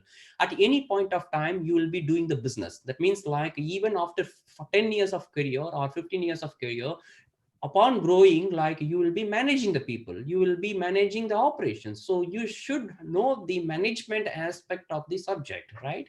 So that is why I always advise you to be in touch with the what is happening right now in the economic front, from the global side or the like local domestic side as well. So you need to understand, then only you will become a very good successful business person. Okay, so having said that, like having and also set the blueprint ready, then you see the like funding patterns during that time, because the policies change like every 5 years or every 3 years depending upon the governments, right? So like you can literally look for the partners or the funding like investors or angel investors kind of thing. So then you can try and start the your own industry at the micro level. So like that is the kind of like I will put it in I can give you a quote an example. Like in India right now, the hydroponics is really coming up, I believe, right? And one of my students, she came up with an idea, sir, I wanted to start a small um, level hydroponic development company. Yes, she started it. Like she started it, she's running it in Hyderabad. But like no, it's not in a massive scale. But she says like no, I'm happy with what I'm doing it, and probably like I'll be scaling up like very soon after some time, like getting my bank funds and other things kind of thing. But she's coming from a very middle class, like upper middle class family. She doesn't have any funding, but like she mobilized through some crowdsourcing kind of thing among his amongst from his own friends, her own friend circle kind of. So then she pulled up and pulled up the industry. Right now she's managing it very well. Yeah. So those things and all, like you should do it only after the only freezing your blueprint, not right now. Like don't enter into like a job right now, or like getting into the investing and probably like that will backfire you. But have patience, 1 or 2 years, meet right people, fine tune it, give a shape to your blueprint, then get onto the funding, then start your dream into like reality. Thank you, sir. Thank you, sir. Yes, sir. Is it Kirtana? Kirtana, are you online? Okay, so Miss Kirtana has some issues with her mic, so Okay, I read the question. I can read here. Like, thank you for the informative talk. May I know what factors can boost the chances of qualifying for a graduate management program? I would like to know if there are any prerequisites to qualify for the same. That's wonderful question. Very right question at this point of time. Okay. When we recruit the graduate management program background student for the students, we know that like you are not a manager. Okay, you are not a great manager, or you are still like 2022, like at the age of 22. What we look for is like whether you have the tenacity, or whether you have that capability to manage that kind of like pressure. Okay, so it is like a SSB interview, like a service commission board like interview kind of thing. Like when you pass out like your BSc or something like when you want to enter into the military academy, Indian Military Academy, or when you want to enter into National Defense Academy kind of thing. So you have the multiple rounds, right? The first round, second round kind of thing. So I believe like some of the companies, they have like 5 rounds of interviews. Okay, so you will be first they will have the psychological screening as usual, like your software interview. But what we look for is whether you have the ability to observe the knowledge, whether you will be able to reflect the knowledge, not only the observing, whether you need to reflect through the application. Okay, the third thing is like what we look for is whether you will be able to cope up the pressure, or whether you will be able to take up the colleagues along with you. So that also we see, because you are going to be participating in a program called like graduate management program with 20 people coming across from different global locations. So we need to understand, and it has got a diversity issue. That means like for India, we will take like 2 to 3 students. I mean, we need to take, like it is compulsory. We need, because they are the future leaders for us in Indian subcontinent. So we always take like that. Okay, so there is a block for them. So you are competing for that 2 to 3 reserved kind of thing, reserved seats for that. Okay, so the competition is very heavy to it. Okay. Sometimes what happens is, if we don't find the right candidates, we shift the candidate from, like, say example, like Dubai to India, or like nearby countries to India kind of thing. So that's the kind of thing. Okay, so what we do by doing so, what we'll do is whether you will, this is another character we look for, whether you will be able to accommodate or like adjust yourself in a new environment. Okay, new culture kind of things. That's why we call you in the interview somewhere in Europe, and we interview you, and we like see that like whether you will be able to adjust to the new culture. Not, we just don't call for just for one day. Okay, so we call you for 10 days or 7 days. We'll give you all the accommodation and everything. We observe you very closely, like your Big Boss 4. Okay, so we just like observe you for some time, like what kind of like relationship you are building it, like HR skills you have it. So based on all other factors, your subject knowledge is around like 40% there. Okay, I would put it. And 20% knowledge goes to the global trade, global economics kind of thing, I would put it. 20% your personality, character, how you are build up, how your build up is there, how are you reacting to the situation kind of thing. And the 20% is like a purely on your like a reflection. That means like your learning aptitude, because at the young age or young grad, you need to have that aptitude. Sometimes what happens is, once the people enter into the program, they become complacent. That means you got a job, and like you don't want to learn anything, or you are not open for learning. You just restrict yourself to the day-to-day job kind of thing. So we see the character as an important kind of how far you are open for learning. That is very, very important. Okay, so these are the 4 major characters, or like major like bands on which you will be evaluated. I'm not able to diverge like the micro points, but the major heads I have told you right now. Yeah. It is And a one just point, one small point, like your background of BTech genetic engineering, and also like a 8 point, even like if you have 9.5 CGPA or 9.1 CGPA, doesn't matter at all. They have a cutoff. We have a cutoff of 8, or I think like some depends on the qualifying criteria of received the application. Okay, whatever based on the pool of the application what we received. Okay, so based on that we decided. But we see that like apart from like your BTech like a CGPA, what are the other aspects you have done during your BTech environment? That means like whether you have taken a summer internship from different global locations, or how far you have done the industry internships kind of thing. So what kind of skill sets you have in programming and everything. Yesterday Veera was talking about like a different Python and other things he was talking about. So these are the things like we look for it. So when you are projecting with your CV, we can see that like really, okay, this girl or this guy has got the potential, let us screen him kind of thing. Yeah. Devati, so you have any additional questions? Devati? Okay. Arpan? I saw Arpan raised his hand. Arpan Pradhan, are you online? Okay. Is there anyone else want to ask any questions to the speakers? I think all the three speakers were there in this meeting. You can pose the question to anyone. Mr. Giri is there. Dr. Vaiji Venkatesh is there. Dr. Veeramuthu is there. So if you have any questions, you can ask. Okay, if there is no other questions, I would like to thank Dr. Vijay Venkatesh. It has been a wonderful talk, actually. We have gained so much, so many topics. Most of them are very new. I think most of the participants would agree to that, you have provided with a lot of information that we don't even know. Okay. Thank you very much for this wonderful talk, Dr. Venkatesh. Thank you for SRM for giving me an opportunity. It is wonderful being connected with you guys. Thank you. I'll ask Roshan to introduce the next speaker, Mr. Giriraj. Thank you, sir. I would like to introduce Dr. S. Giriraj Kumar.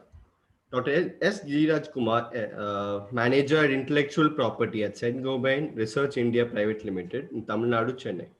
He holds a master's degree in information science from NISCAIR, Delhi, and MSc in life sciences from Bharathidasan University.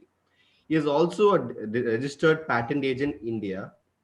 He is currently leading the intellectual property function at Saint-Gobain Research India, Chennai. Before joining Saint-Gobain, Giriraj was leading IP function at Jubilant Discovery Center, Bangalore. Over his career spanning 20 years in IP, Giriraj worked on various aspects of IP such as patent search, analytics, patent drafting and prosecution, and patent enforcement. Sir, I request you to deliver the talk on topic IPR as a career for life science graduate. Okay, thank you. Thank you for the introduction. Are you able to see my screen? No, No, not at the moment. No.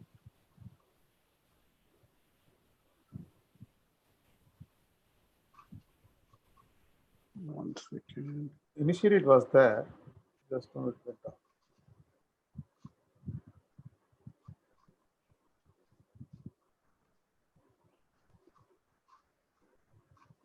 Now? Your screen? Yeah. No. No. Okay, 1 second.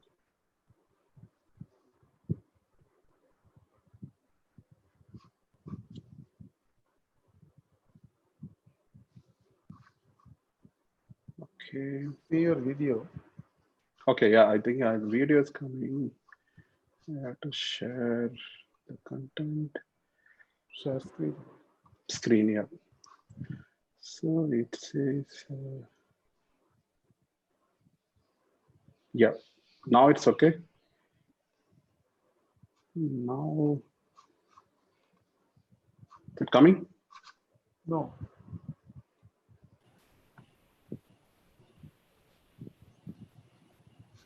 Maybe because of screen resolution, something is happening. I see an icon at the center of the screen, a small icon. Okay, I'm trying to use my iPad. Okay, 1 second.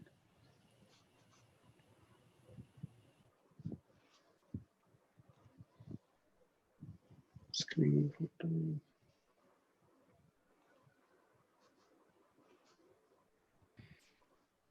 Giri, if possible, you shift to the computer because sometimes the iPad resolution doesn't work with the system. Okay.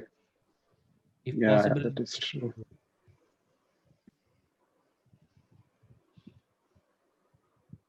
Okay, let me try once. Is that okay now? Yeah, okay, you can take your time. Otherwise, I will share it with you. You can project from your system. Yeah, that is also possible. Yeah, okay. You want to mail me? Yeah, I'm sending to you.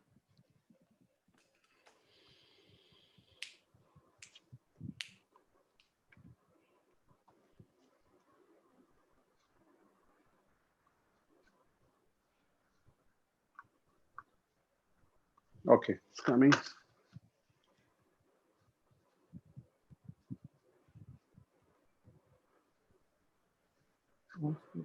No, we are not able to see it. You want to see? No. Okay, so anyway, it's coming to you. We can share it. Okay, I will. I'll try.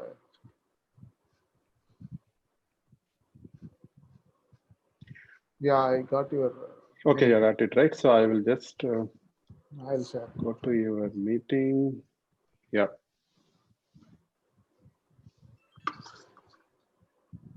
One second.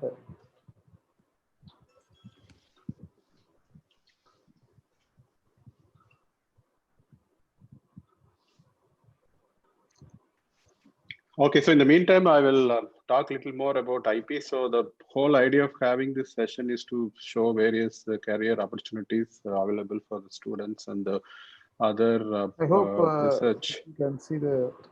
Yes, yes. Yeah. Yeah. So the idea is to talk more about various opportunities. So IP is one of the interesting option for all of you.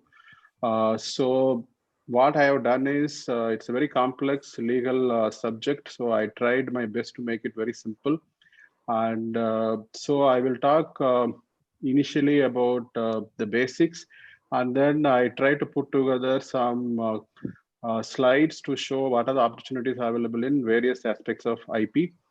And so we will try to finish it in 30 minutes, and I'm really open for any questions from your side. If you need any career advice with respect to IP, I'll be happy to do that at the end of the session. During the session, I think you can keep the chat box for sharing your questions or comments. Okay, so we will go to the next slide. Okay, so as I told you, we will start with the basics, and then we will cover a little more about patents, which is one of the important aspect of IP. And then I will talk more about what are the career opportunities available in patents, okay, which is one of the upcoming area in India, especially in the last maybe 5 years. So it is very important to take note of this part. Then I will talk about other career opportunities covering the other IPs in addition to patents. And then finally, I'm going to give you some key links which will be useful for you to go back and refer and learn more about the basics, as well as some of the case laws, some of the job postings, and also online courses. Okay, so that you will have everything in one place. So this slide will be shared also in the future. Okay, next, please. Okay, so the basics. So intellectual property, we can go to the next slide. This is intellectual property is basically it's a creation of mind. Okay, so if you have an idea which has an industrial use, you can always think about various aspects of IP. Okay, so basically intellectual property, if you want to define, it's the creation of mind, anything new from whatever is existing at a particular point of time. So broadly speaking, intellectual property is covered in broadly it is divided into two aspects. One is the intellectual property, which is basically having some impact in the industry, will be classified under industrial property. Then the rest of the property, which is mainly the copyrights, we keep it aside. So if you go into more details about industrial properties, you have patents, and which is primarily covers the inventions and the designs. The another part, another kind of an IP, which covers the aesthetic aspect of your articles, and then the trademarks, which is primarily to cover your trademarks, basically your logos and your kind of product promotion materials, and any mark. Nowadays, the trademarks are getting filed for various other articles as well, like 3D diagrams, 2D diagrams, things like that. So another aspect of IP is geographical indications, which is primarily to cover a particular article which is very specific to a particular geographical location. For example, Darjeeling tea, that means tea grown in Darjeeling will have a very specific aroma. So the people, the farmers in Darjeeling can apply for a geographical indication, so they got it granted. So that is available. Similarly, Kanjipuram sarees. And geographical indications are very popular in Tamil Nadu. There are a lot of geographical indications are getting filed and approved by Government of India. So the Government of India is promoting geographical indication in a big way. So you will find a lot of articles which are very much confined to a particular location are getting more popular by getting this GI tag. So once you have a GI tag, it has a value. So it is very interesting concept. So then copyrights. Copyrights are, and I think most of you are aware, anything to do with your literary and artistic work. And it is very important, especially on the software side. So these are the, broadly speaking, these are the IP rights you have. And in this particular session, we will cover primarily about patents and also about other career opportunities in designs, trademarks, and copyrights. So geographical indications, I'm not covering much because it is not really related to our, kind of applicable to industries. Okay, so next slide, please.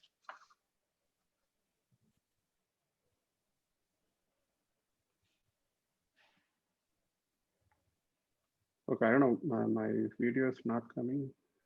Okay. Okay, so I have made this slide to make it a little more simple for the beginners. So I have put together all the IP rights in one side, and I have given a comparison of what kind of coverage you can have, and also how tough the eligibility criteria for each of these rights and the validity of each of the rights, and the approximate cost, the minimum cost required to protect particular rights. So if you take patents, which is most important and which gives a very broad scope for rights, it primarily covers inventions. The eligibility criteria is very tough. It goes through a proper examination process, and then eventually it is getting granted.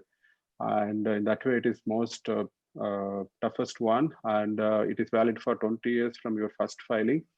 And the cost for obtaining a patent and continuing for 20 years will go up to 10 lakhs if it is very comprehensive one.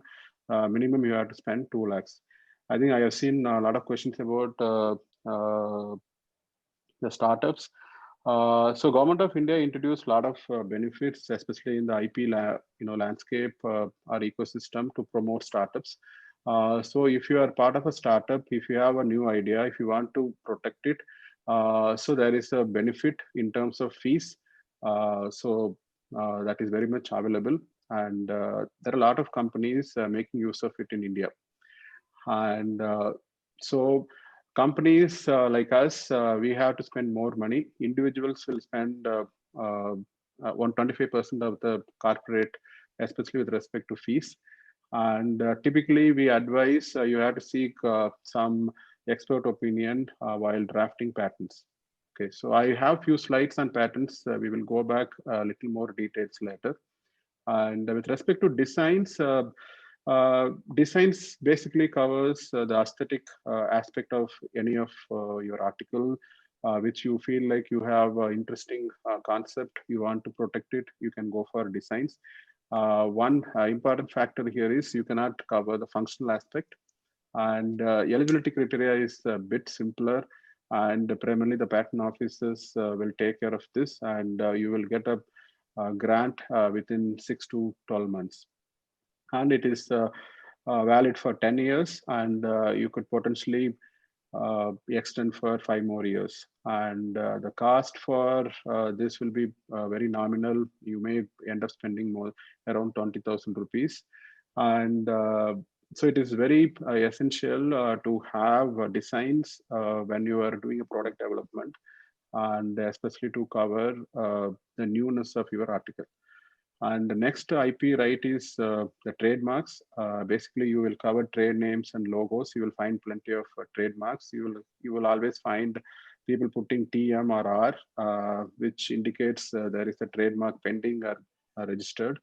And eligibility criteria is it's not that complicated, and validity is indefinite. You have to keep renewing it, and you will get a rights as soon as you renew it, and after the registration. And the cost will not be much. It is very similar to designs. And the next one is literally an artistic work, and typically it is valid for 60 years. And then the eligibility is much simpler. Sometimes the registration is mandatory. Sometimes it is not really required. So as soon as you create some literary work, you can keep putting copyrights. So in that way, you have a right at the time of creation, and the costs are not that much. So jar field indications, I told you, it's not anything to do with industrial properties or copyrights. It is primarily for selling your goods and articles based on a location, and eligibility is much simpler. But you have to show that that particular article is having very specific characters from that particular location. So if you are able to prove, then the group of people from that location can apply for it. And this is also, there is no time period. You can keep it forever, and the costs are not that expensive. Okay, so next slide, please. Okay, so now we will talk a little more about patents. So if you want to give a definition for patents, it's an exclusive right granted for an invention, which could be a product or a process or a system. So it should show some new way of doing something which offers a technical solution to a particular problem in a particular point of time. So that means you have to show some improvement over existing products or a process. So then you will get an exclusive right from the government. And to get a patent, the prerequisite should be like you have to basically disclose everything in the public domain. So that means once you file a patent application, the entire details will be available in the public domain. So that means your competition can look at it. So in that way, they will also understand more about the invention. So if you see the idea behind the patent rights is it allows you to disclose. In that way, it creates a lot of information in the public domain, and also increases competition, and also brings new solutions to people. So that is the whole idea about this patent rights. And typically it is decided by national patent offices. And for example, India, we have 4 patent offices in all metros. Chennai, we have a patent office in Guindy. And it is according to particular states, you can go and file patents in that particular patent office. For example, all southern states will have to apply their patents in Chennai. And also, the patent rights are bound by geographical limitations. For example, if you have a patent in India, you can enforce your rights only in India. So in that way, you have to have patents in each country to have a wider coverage in multiple markets. And you have to be more careful with respect to patentable subject matter varies between multiple countries. India also more stringent with respect to what is patentable, what is not patentable in India. And so each of these topics are complex. So I'm not going into multiple details and examples, but I'm giving very simple the introduction to patents. So if you take what kind of rights a patent gives, it is basically gives a right to stop anybody else commercially exploiting your right. So that means the right basically provides you commercially exploit, but make sure you basically check whether you don't have any conflicts before you commercially exploit. But the patent rights, basically it's kind of a negative rights. It gives the rights for you to stop others. But if you want to commercially launch the product, you have to go and check certain legal aspects to make sure you are not conflicting with any of the existing patents. So in other words, if you want to give what kind of rights you get is basically without your consent, nobody else can make use of your rights, okay, in the form of commercial sale or any use or distribution or any importing to other geographies or any sale either in India or in overseas, wherever you have a patent right. Okay, so this is very basic about patents. So next slide, I will talk about what are the three major requirements. Okay, so as IP experts, our job is to basically assess whenever we get a new idea. Since I'm part of an R&D, I get new ideas on a regular basis. Almost every day, a few ideas will come. So our job primarily to check whether those ideas are patentable. Okay, so that is one of our activity. We do it on regular basis. So to qualify for a patent, in general, it should basically satisfy three major aspects.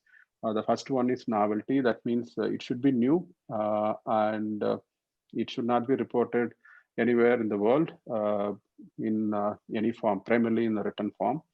And so once you file a patent application in patent office, they definitely go and look for the prior publications, patents and non-patents, and then they assess a novelty. Then there comes another requirement which is more complex, and it is more for a legal people to decide what we call it as a non-obviousness. So that means you have come up with an idea. So it should not be obvious to a person skilled in that. So that means if you are in a particular domain and if somebody is coming and sharing their idea, so that idea should not look very obvious to you, okay, based on your skills and based on the information available at that particular point of time. So in other words, we call it as the inventive step. So that means you have to show some kind of improvement in terms of advantage technically, that means technical advancement or economical advancement. So either it should have some kind of economical advantage, that means it should have some cost saving. So that is one way to show the non-obviousness, and also technical advancement. You have to take those two articles. The article means the product which is available in the market and the product you are developing. And if you do a comparative study, you can show some higher efficacy of the new product. If you can show that, so that will satisfy this requirement of non-obviousness. Okay, so then the last one is industrial use. A company like us, we always work on any product which has commercially viable, commercially useful. But many a times in the academic environment, you will do more for scientific improvements. Sometimes you may get into issues like whether it will have industrial use. Okay, so for us, in generally for industries, this is not a problem. For us, we face more issues with novelty and non-obviousness, especially non-obviousness. Our researchers are very well trained to assess the novelty, but non-obviousness is something the IP departments will basically assess on a regular basis. Okay, so next slide, please. Okay, so now we will, previous slide. Yes, so I will talk about the career options in patents. Okay, so I'm not going to give a lecture on patents and what is patentable, case laws, and how India evolved over the last 20 years, things like that. So directly we will go into the career opportunities. Okay, next slide, please. Yes. Okay, so broadly speaking, there are three kind of options or broad opportunities available in patents. Okay, this is based on my experience, especially for Most of the countries, you can say this is very broadly, you can categorize. The first one is the patent analysis. And so this is something every technical person can dream of doing patent analysis. It is not complicated. So if you take any R&D center or a corporate or any company, they will like to have a watch on the competition. So that is what we call it as a patent watch. So that is primarily done by the patent analysts, or what we call as the patent analysis. And so people who are doing this activity will keep an eye on the competition. So their filings, their filing trends, what kind of investments they make, what are the countries they go into, and what are the new product launches they are planning, all that. So if you look at the patent data, you will be able to figure out what Apple is going to launch in next 2 years, what Google is going to launch in next 2 years. So that kind of study you can do it by looking at patent data. So that particular domain we call it the patent analysis. And then once you receive a particular idea, or if you want to know what are the patent literature available in a particular domain, you can do a patent search, and then it becomes a huge set of data. So there you can do analytics. If you are good in using analytical tools, that will become handy. So that part is also comes under patent analysis. Okay, so then comes little more legal side. The patent prosecution is the next option, where we do a lot of opinions. Okay, so to provide an opinion, you should qualify as a patent agent in India. I will talk about later. And then you will provide opinion about whether a particular idea will be patentable, whether you will be infringing a particular patent which is already available during your product launch, and also whether a particular patent is valid, or you will question the validity, and you can provide an opinion. So all that comes under this kind of broad category. And then comes our regular activity, patent drafting and prosecution. So patent drafting is an art. It takes years to get kind of expertise. I see people at least should have around 3 to 4 years of experience in drafting to have a good level of skills, which will satisfy multiple aspects or requirements of the patent offices. And then once you file a patent, then your timelines are already fixed. Okay, so you have definite timelines as per the act. So you have to make sure you are compliance with the timelines, and you are prosecuting, getting it granted. So that whole part comes under patent prosecution. And then the another part is more legal. That's the patent enforcement, which is primarily to support the patent licensing between companies or between individuals. And then the last part is patent litigation. That means you have a patent and somebody is infringing. That means somebody is copying your product or a process. Then you can try to enforce taking into a court. So that is patent litigation.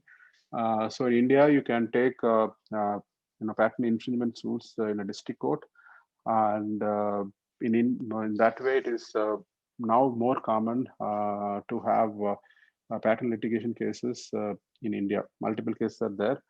Delhi High Court is very well known for patent litigations.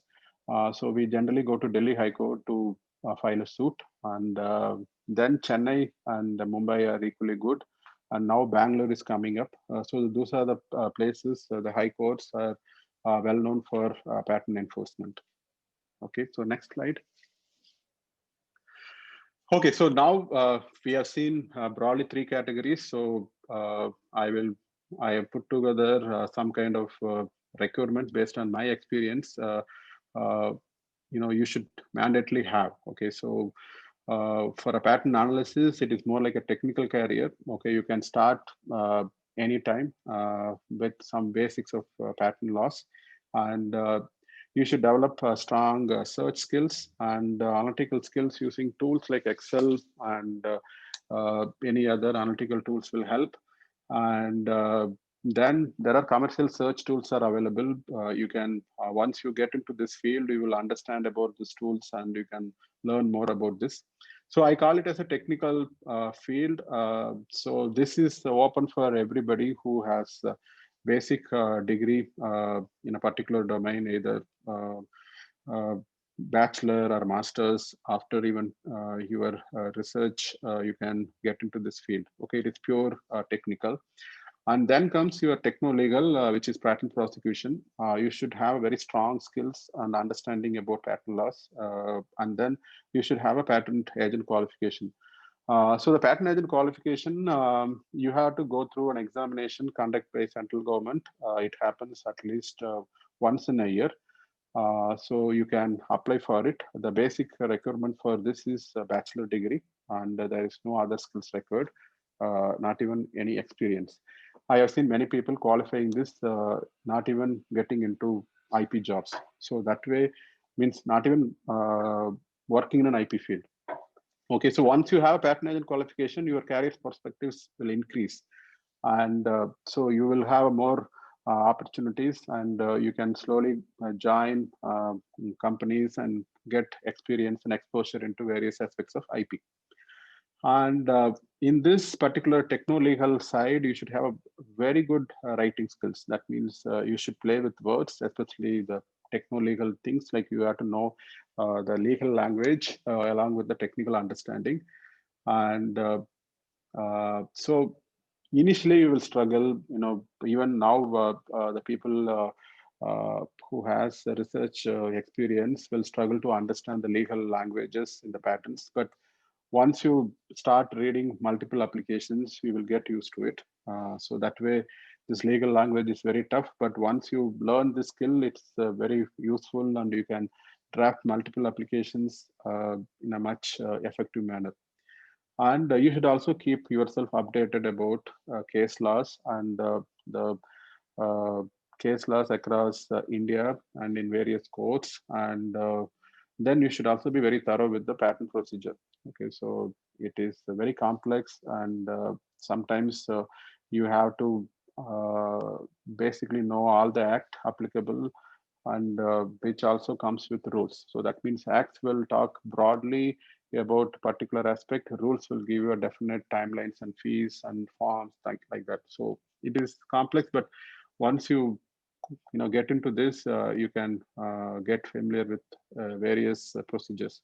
So last one is patent enforcement. So you should have a strong uh, you know knowledge about law, especially you should have a kind of go to a good law school in India and get something very close to uh, a specialization or pure law degree in IP.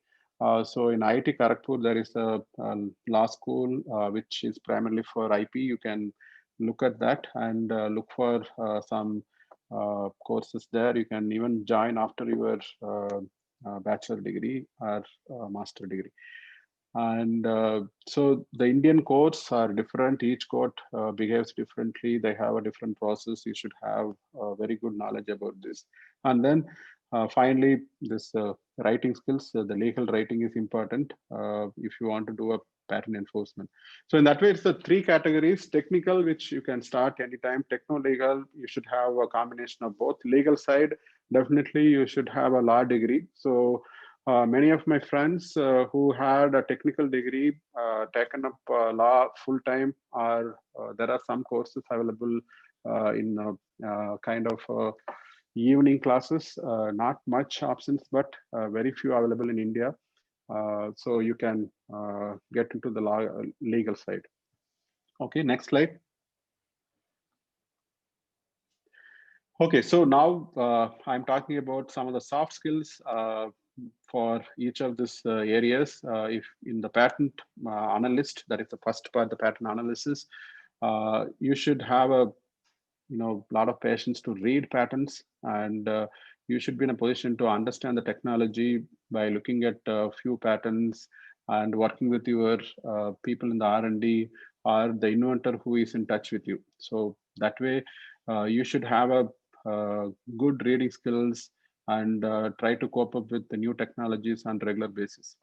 And then data visualization tools, and the data visualization is kind of, now it becomes not only tools, it becomes your kind of soft skill. So you have to have that skill set to show that, okay, I have multiple data, so I should try to show it in this manner so that my people in the R&D or the business will understand, something like that. So, and then teamwork. So as a pattern analyst, you have to work with the people in R&D, people in plant, and people in business, and sometimes people in the leadership team. So in that way, you have to study and go and present your data in a comprehensive manner to multiple teams. So that is the first part. You will have the basic technical background, plus all the soft skills will help. The pattern agent is something like you should always develop a simple way of explaining a complex subject. So that is the way we always do it. So we will have a very complex invention in front of us. We will ask multiple questions. So we will try to understand in a simpler manner, and we will then comprehend back to say that, okay, this is what new, this is what I feel like inventive, this is what the use of this idea. So then we align with the inventor, and then we go and draft it and we file the application. So that means the patent agent job is to make this complex things in a simpler manner. And then you should be kind of a problem solver. You should have that skill to understand the problem, try to give some solutions, looking at other patents or the references you find. And then creativity, for some people it comes naturally. Some people you have to practice and get the skill. So these are the three major soft skills you require for a patent agent. And for a patent lawyer, you should have very good communication skills, because you will be working in a law firm. You should be having multiple clients. So you should know how to communicate with them. And then the eye for detail, that means you will be handling multiple records, which will have multiple volumes. So you should know where to go and look for a particular information. And then time and stress management is common for both patent agents and patent lawyers, because you will have the definite timelines as per the act. So that means if you miss those timelines, you will miss the patent application or a hearing or a case in the court. So that means you should try to manage your time as well as the workload. So that is another skill required for patent lawyers. So the next slide. Okay, so now I will talk about other IPs. In India, the other IP are coming up now. When I started a career, the patents are very upcoming field. It took a lot of time to evolve, but over a period of time, with a lot of efforts by Government of India, the patent ecosystem in India is much more better, and we are we have a very good patent prosecution system in place, and very efficient patent office in place. On the other hand, the other IPs are some of them are very established. For example, trademarks. You have trademarks available more than 100 years. Okay, even in India. So similarly, the other aspects like copyrights and designs are coming, and people are taking that as a full-time career. Okay, next slide, please. Okay, so especially the trademarks are very well established, and maybe India became a member of WTO in 1995, and then we have signed a treaty called TRIPS, and which opened the door for patents. Okay, so from 2005, we had a 10 years of time to switch to the full aspects of TRIPS. So after that, India started giving the product patents like any developed country. So now we are almost 15 years from that period. So that way it is very well established. But even before that period, trademarks were in place. Most of our law firms, especially working or specialized in IP, had the trademark division primarily. So the trademarks, litigations, case laws available, much earlier. So that way trademarks laws are very well established, and there is a trademark agent exam, very similar to patent agent exam. So you have to qualify this. It also happens at least once in a year. And alternatively, you can have a law degree. So you can practice trademarks. And then the mandatory requirement are like you should know the filing and prosecution procedures and various enforcement options available, and also the legal writing the trademarks is also important, especially if you are dealing with licensing of your marks, things like that. But trademark application itself will not have a lot of writings, but when you deal with commercially exploiting your marks and logos, you may have to deal with agreements. So that time you require this legal writing.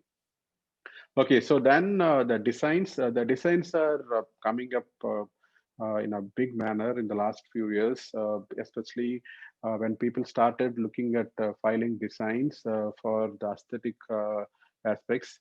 So you will find the famous Apple and Samsung case, which is initially started with a design dispute. So that way now people are taking designs as a full-time career. So if you are a qualified patent agent, you can practice designs as well. Otherwise, you have to have a law degree. So then the designs and trademarks together forms alternative career in IP apart from patents. So the new field, which is people are taking it as a full time, is copyrights. Copyrights also very much available from the very early days, but the enforcement case laws were not much. But now with the software, India, which is one of the software hub, the software source codes are protected under copyrights, because in India will not allow softwares protected under patents. So this becomes more important. And then the now with the open source and freeware, the copyright aspect becomes more important. So in that way, apart from patents, you have designs, trademarks, and copyright as a full-time career. I have seen many people taking each of this, or at least two of this, as a full-time career. The patents you will get primarily jobs in everywhere, like corporates and consulting firms or law firms. But the designs, trademarks, and copyrights, mainly you will get it in law firms. But sometimes if your company is primarily into product design, you may get some opportunities as a design as a career. And trademarks are primarily the people work in big corporates. They may have some options for trademarks, but typically more opportunities are available in the law firms. The copyrights, now the media houses are employing people having copyright background. Plus now with software and open source becoming prominent, even the software companies are having experts in copyrights as a full-time employees. So in that way, you have opportunities available across various industries and various domains. But you will find more opportunities in law firms for those three rights. Yes. Okay, next slide, please.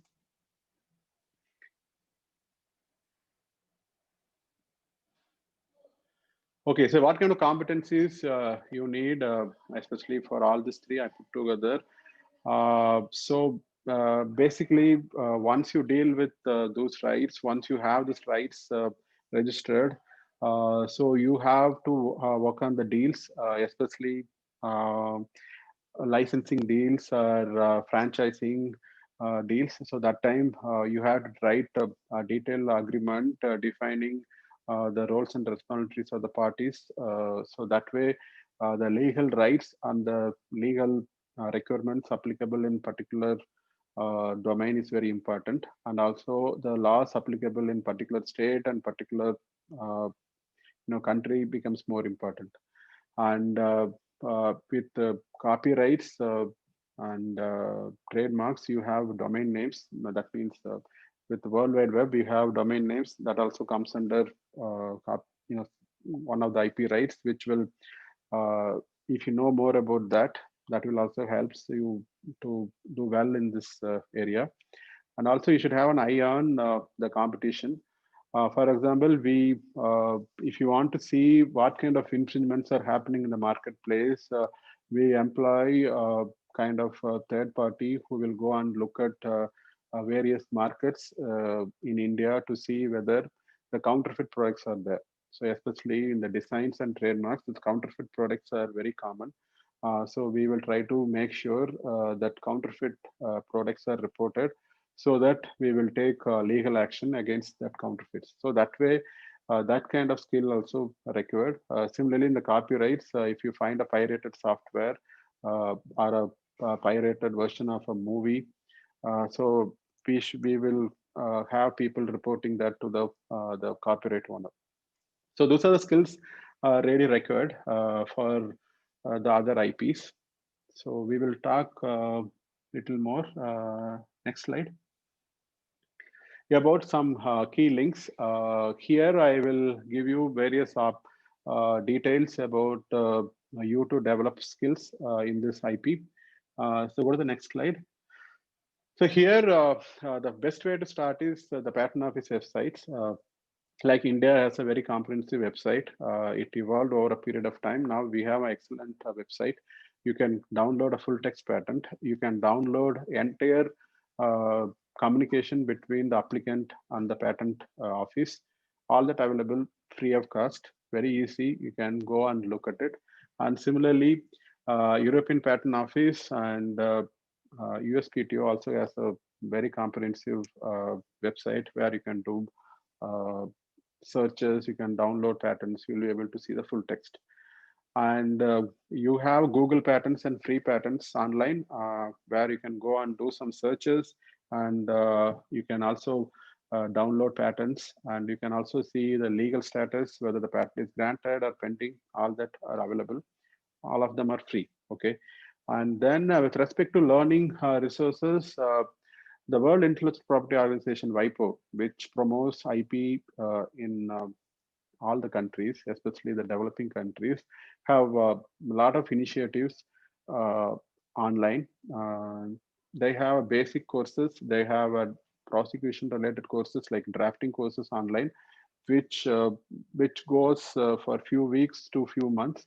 And they also conduct summer programs in India along with law schools. So you can have a look at WIPO. You can search for learning resources. You will find plenty of things, and you will get a lot of links related to the study materials and courses available.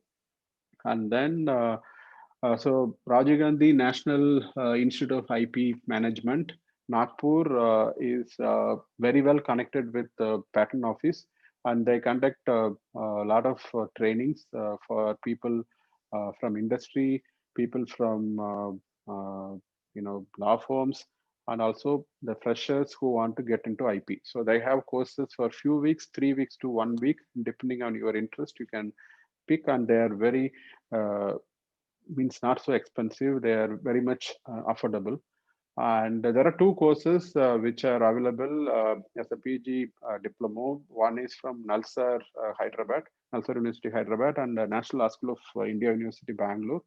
Those two courses are very well defined IP courses. And if you want to have start in IP, you can get yourself enrolled and get started. So there is a minimum requirement with respect to education. You can have a look at it. And then the other thing is IP blogs, which are interesting. We always look at the news items and case laws from those sites. And you'll also find all the disputes in India as well as other countries using Spicy IP. Spicy IP is one of the well-known blogs in India. They also have the postings related to courses and job opportunities. Montauk is another one which gives a lot of information about new case laws, new law changes in multiple countries. They cover extensively India and China and Asia Pacific region. So apart from that, I already told you about IIT Kharagpur, which has LLM course. in specialized in IP. So that is a full-time course available in India, especially from good institutes like IIT. And then you could potentially look for information from law firms, and there the law firms also give a lot of materials for you to read and understand, learn more about IP. And they also deal and discuss about case laws. That means the cases happened in a recent point of time. And also there are a lot of consulting companies. They also write about IP in their websites. You can have a look at it, and they write in a simple manner for everyone to understand and digest and practice. And now in India, we have very regular IP conferences happens, throughout the year. So you can enroll. Sometimes due to this the pandemic, most of them are happening virtually. Some of them are free. You can have a look at those conferences. You will find topics in different industries. Different experts will give a talk on IP. So these are the some of the useful links. So apart from that, yeah, there are a lot of courses available overseas. That you can easily find it in websites. But I have focused more for the Indian scenario, so that you will have information readily available. Yeah. Next slide. I think almost done, so we can have discussions now.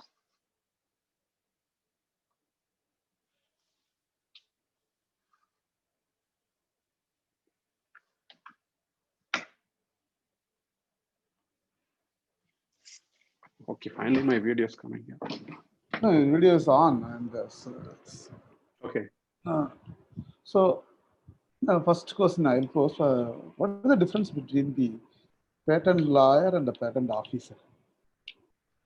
Okay, see, patent lawyer means you have a law degree. Okay, patent officer is someone who can who knows patent laws, whether he is qualified as a patent agent or not.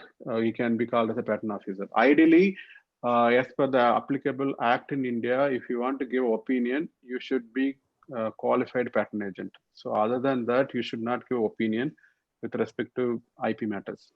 So that way, patent lawyer is a qualified, legal person. Patent officer may be a person who is having relevant experience in patents. So patent officer could not be the part of law, patent enforcement. Yes, for patent enforcement, you should either have a patent agent degree, means patent agent qualification, or a law degree. So patent officer, primarily he may be working with the inventors, try to put the idea into a particular form and try to submit to the patent office. But it's not necessary for him either a lawyer or a patent agent. This particularly for the students who are working, they are coming up with some innovative ideas. So if they want to patent it, is there any what you can say subsidized consultancy services available in this country? Yes, see the cost wise, there are a lot of benefits, especially you will spend only very little money compared with companies. And the government of India has a lot of initiative for individual inventors to file patents. So they conduct trainings in collaboration with the CIA or other industrial bodies. And patent office, especially in collaboration with this Nagpur Institute, Rajiv Gandhi Institute of IP Management, they conduct trainings for individuals to get more experience in IP. So that means if you have an idea, if you want to know the procedure, you can go on 1-day course. You can join. They charge very nominal amount. So that kind of initiatives are there. For someone as a student, you can file a patent as a individual capacity or along with the institute, depending on the situation. So you will definitely get benefits if you are forming a startup. or if you're filing as an individual inventor. So that way there is a subsidiary with respect to fees, and this institute provides training to individuals. There is a question from one of the audience. So he's asking whether the video is not there. Okay, 1 second. So he's asking you. So if I am going to file a patent, how many countries I should file? Is this like every country charges an enormous amount to file a patent? So yes, see, I have given some ballpark number. It's around 2 lakhs to 10 lakhs to have a patent in India, and also to maintain over a period of 20 years. And just to get a patent granted, you will spend only 2 lakhs. Okay, but if you want to maintain it over 20 years, you have to pay fees to the patent office. So that means if you are a startup, so you spend little less than 2 lakhs and look for some partner, and then you can license it out. So that way you can make money. Similarly, if you want to file the same invention in other countries, we have an international procedure where you can file a patent through that system. And it also gives you a breathing period of close to 3 years. Okay, in the 3 years times, you will decide which countries to go. So that means you don't need to spend in those each and individual countries. You can use this route to get some time. So by the time you will get a clarity, okay, which are the countries you want to file, so that you can focus and file. Okay, company like us, we generally file depending on inventions, sometimes 8 countries to sometimes 30 countries. Okay, each country you will spend somewhere around 5,000 to 10,000 euros. So that way it goes, one portfolio goes to at least €500,000, okay, to have a patent for a period of 20 years. But if that product gives us 10 times of that money or 100 times of the money, it makes sense. Okay, so that way we will always make sure there is a commercial interest and there is a commercial product. So then only we will file a patent. And then if anytime if you think that patent is not making money, we will abandon it, so that we will not spend any cost after that point of time. So that way we will reduce the cost. there is a question from Jayalakshmi. If you can. Okay. Good evening, sir. Yep. Sir, in case if I want to file a patent in my research field, then what will be my requirements, sir? See, the research field, okay, so, okay, typically you will try to come up with a research paper. Okay, so you have to think before you write the research paper whether you can potentially develop a product out of this. Okay, if you think a product or process can be developed out of this, then you have to look at the possibility of filing a patent. So yes, I have a slide. You have to check whether this idea is reported elsewhere or not. So if you are confident, then you have to think about filing a patent. So the next criteria is whether it is obvious to a person. So that for that you have to approach a patent agent or someone who has an experience in IP. So they will be able to give you guidance. Okay, so it is not obvious. It is having some technical improvement compared with the existing solution. So once you have those two done, then you should know how much is the market potential for this product. So then once you have satisfied all these three, then potentially you can go and file a patent. So once you file a patent, then you will get an examination report. So then you have to go through that response to that examination report. Once the patent office is satisfied with your response, they will grant it. So then it is valid for 20 years. Okay, sir. Thank you, sir. Thank you. Are there any other questions? Raise your hand. Any questions regarding the patents or filing patents or patent as a career? Okay, there is one thing from Shruti Saravanan. Okay. Are you available, Shruti? You can ask the question. Okay. What are the courses from specific colleges that we can pursue after our BTech to make a career in IPR? Yes.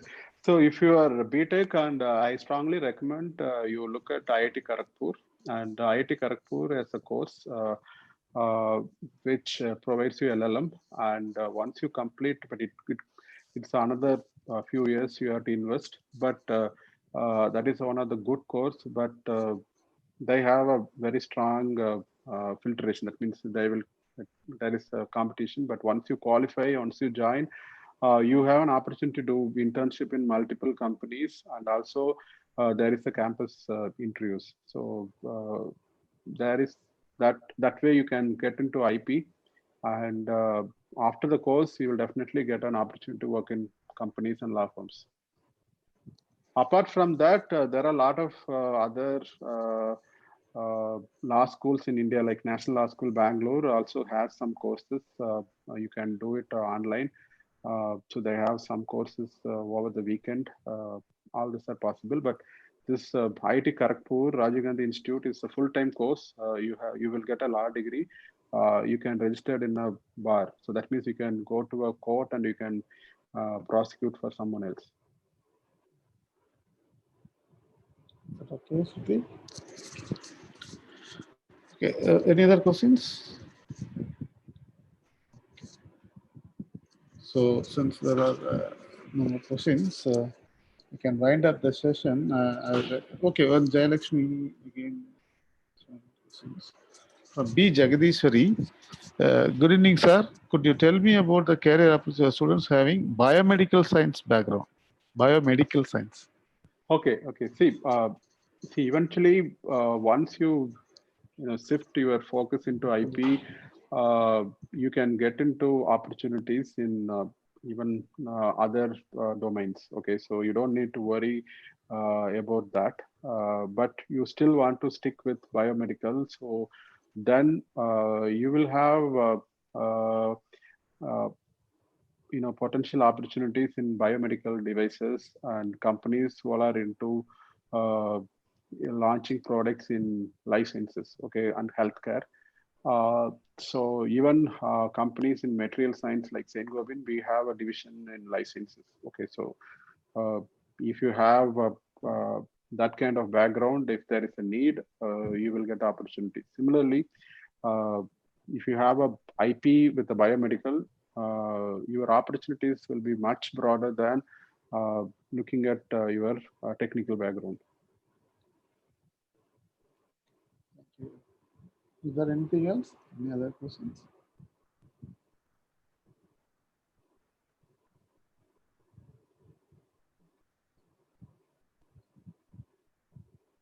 Okay. Okay. Since we don't have any other questions, so let us wind up the session.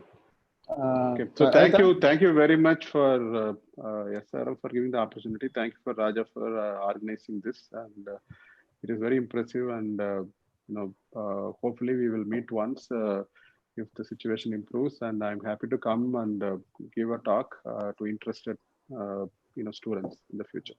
That would be wonderful. And I would like to thank on behalf of the department, all the speakers. Each one of us has bringing, one of you has bringing a new perspective to the students.